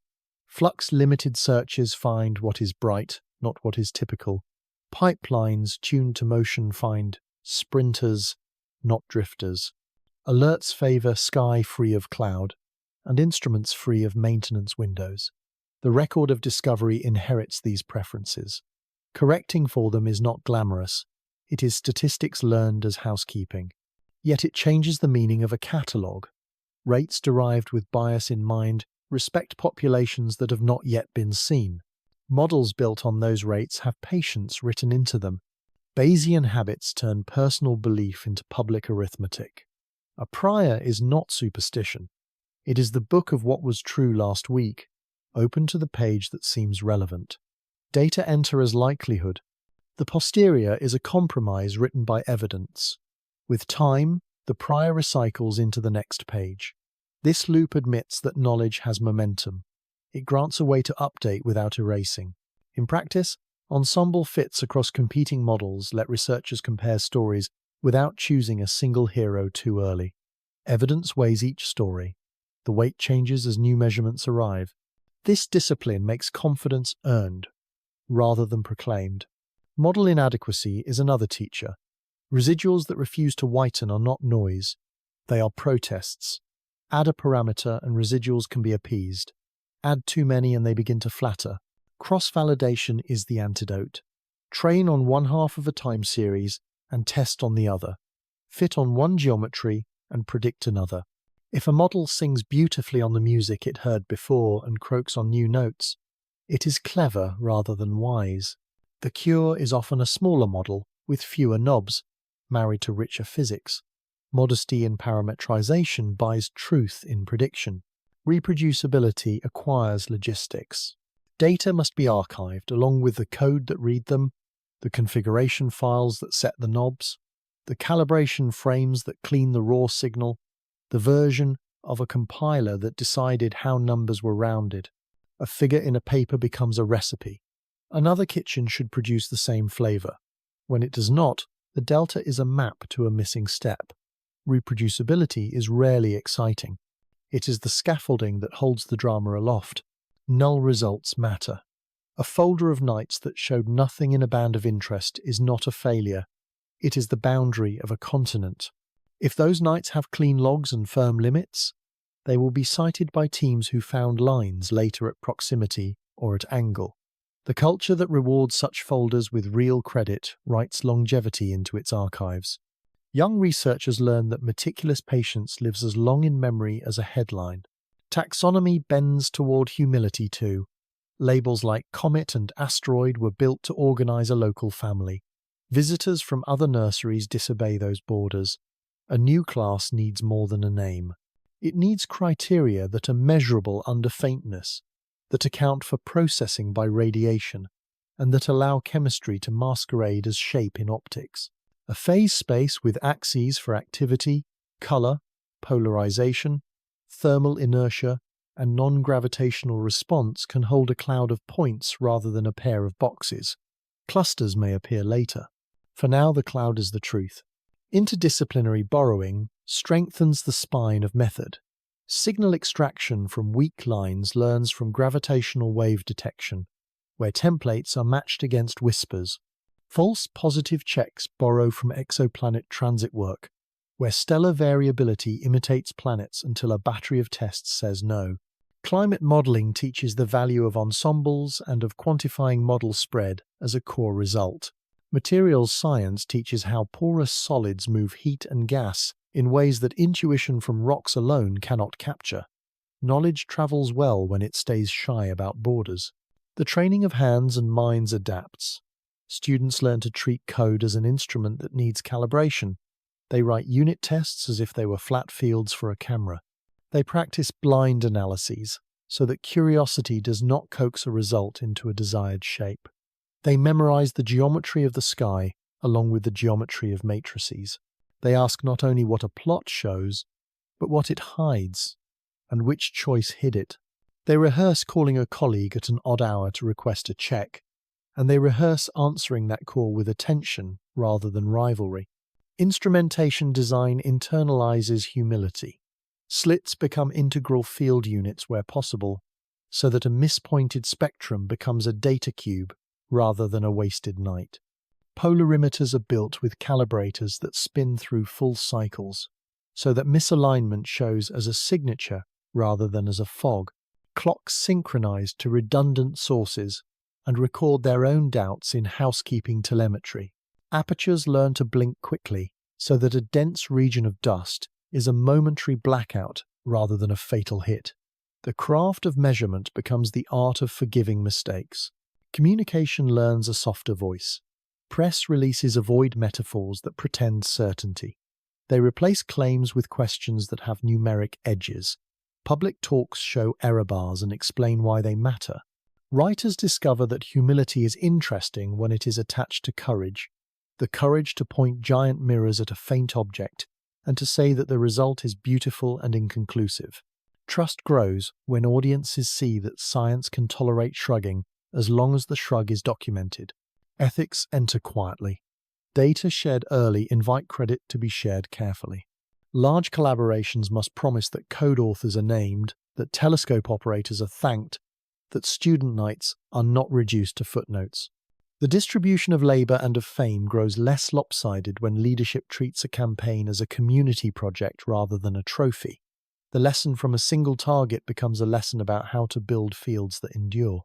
There is a spiritual echo in all this, though the word need not be used. It is the sense that the object on the screen exists without needing approval. It breathes according to laws that do not bend for convenience. It teaches by refusing to be simple. From such refusals, a method is built that favors patience, that respects the stubbornness of matter, that becomes thinner in ego and thicker in texture as it matures. The gain is a kind of freedom. With humility as calibration, the next surprise does not derail. It instructs. The ledger of insight grows by small entries. Uncertainty written with candor guides, proposals toward the measurements that matter. Bias recognized early becomes a correction rather than a confession later. Models that admit their own limits invite improvements instead of clinging to prestige. Students taught to love limits become adults who can steer telescopes without promising what the sky will not give. A field that learns these habits can face a century of visitors and end that century wiser rather than louder. At the end of such learning, a paradox remains that no one needs to solve. The more carefully knowledge is measured, the larger the circumference of unknowing appears. This is not a circle of frustration, it is a shoreline. On that shore, instruments are planted like beacons. They light what the tide allows. They recede when the tide rises. They are moved a little farther each season. The work is not to own the sea. The work is to keep the beacons burning, to record each gain in reach, and to celebrate the fact that mystery keeps arriving with tides that carry more questions than answers. Night gives the sky back to its larger silence. The faint point that once demanded schedules and arguments thins until even generous detectors call it a rumor. Observatories return to routines that kept them sharp. Databases that grew row by row now accept their last entry. What remains is not absence but storage. Hard drives hold light like pressed flowers, delicate and stubborn, only beautiful when unfolded with care. Curators become architects of memory. Raw frames are bundled with flats and biases, with logs that show seeing and wind, with headers that record the honesty of clocks. Pipelines are versioned beside the data they touched. Calibration stars are tagged so that future readers can rerun the night from the first photon to the last number. The humility of archiving does not sell headlines. It sells truth to the future. A graduate student years from now will need to know which filter was warming and which prism was cool. The record will tell. Numbers are not the only fossils. There are sketches in notebooks, annotations in code, and plots pinned to corkboards whose axes still carry the scent of argument. They show choices abandoned, fits that failed honestly, and trials that taught by refusing to converge. The culture that keeps such drafts teaches that understanding grows as much from refusal as from agreement. When the visitor is gone, those layers become important. They are the underpaint that gives depth to the final portrait. Models mature in the quiet that follows. Theories that race to keep up with changing data now pause to learn from what they missed. Parameter spaces that were explored in haste are mapped patiently. Priors that were borrowed are replaced with posteriors earned by light. Simulations that once pretended to be instruments become closer to the instruments they mimic. Forward models include optics and atmosphere, then run in reverse to test whether an answer survives translation. The best of them discover that success requires fewer knobs than fear suggested. Classrooms inherit the story with chalk and with code. A lecturer uses a light curve as a lesson in aliasing, then as a lesson in tumbling, then as a lesson in how to admit a family of answers with confidence rather than a single value with bravado. Students learn to thread spectra and polarization into one argument, to let dynamics cross-examine chemistry, to read a coma profile as a biography of grains. The visitor becomes a case study in the value of cadence, geometry, and the courage to publish limits. Art slips into the wake. Musicians translate a light curve into sound and hear a beat that falters like a heart in deep sleep. Poets borrow the phrase hyperbolic excess and turn it into a path through grief. Painters learn to use a red that absorbs as it glows. None of this changes the science. All of it changes the mood in which science is done. A small world that offered only photons succeeds in being a mirror, and the gaze that once judged now recognizes itself. Engineers keep designing. Shielding tested in calculations is tested in chambers. Algorithms for autonomy run against recorded frames until they stop making the same mistakes twice. Mission concepts that once seemed like sketches become documents with mass budgets and telemetry plans.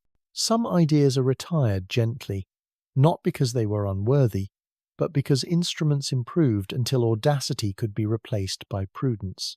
The next chase will demand fewer miracles and more craft. Community habits refine themselves.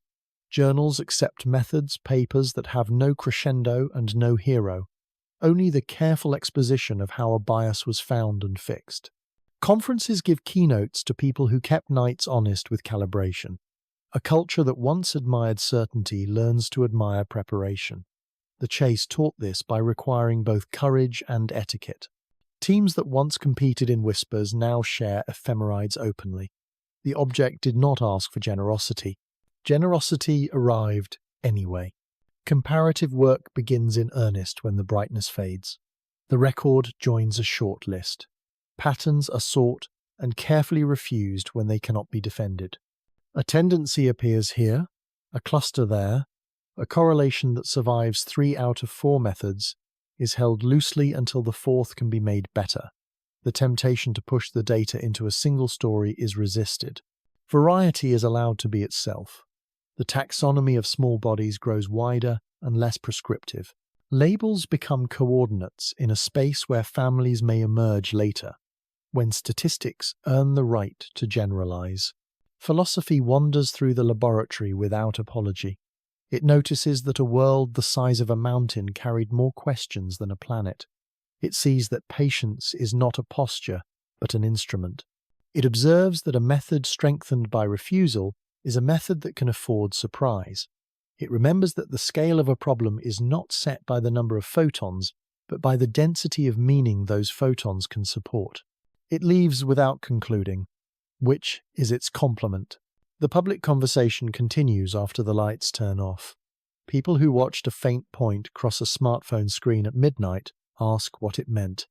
The answer is not a list of elements, not a map of a surface, not a verdict about origin.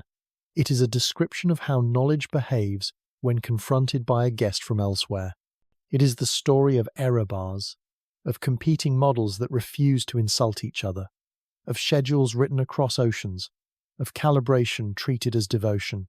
Meaning walks on those legs. The horizon ahead is not empty. New surveys grow closer to first light. Robots that can report the sky in detail every few nights will make chance less cruel. Instruments will catch more visitors when they are still far and faint, when gas still has to slip through tight doors and dust has not yet remade the surface. The next campaign will begin earlier with fewer guesses. The work stored now is the springboard for that. A map of what mattered and what was wasted will save hours when hours are the real currency. A few last looks are made from mountains that know how to say goodbye. One long exposure is taken not for science, but for memory. The stars hold still. The tiny drift of the visitor draws a line so faint it could be a scratch. The line is real. It crosses the image with the confidence of geometry. People in that dome stand quietly. They are not sentimental. They are grateful. The world that carried so much uncertainty was generous with instruction. It leaves without ceremony. It leaves with dignity.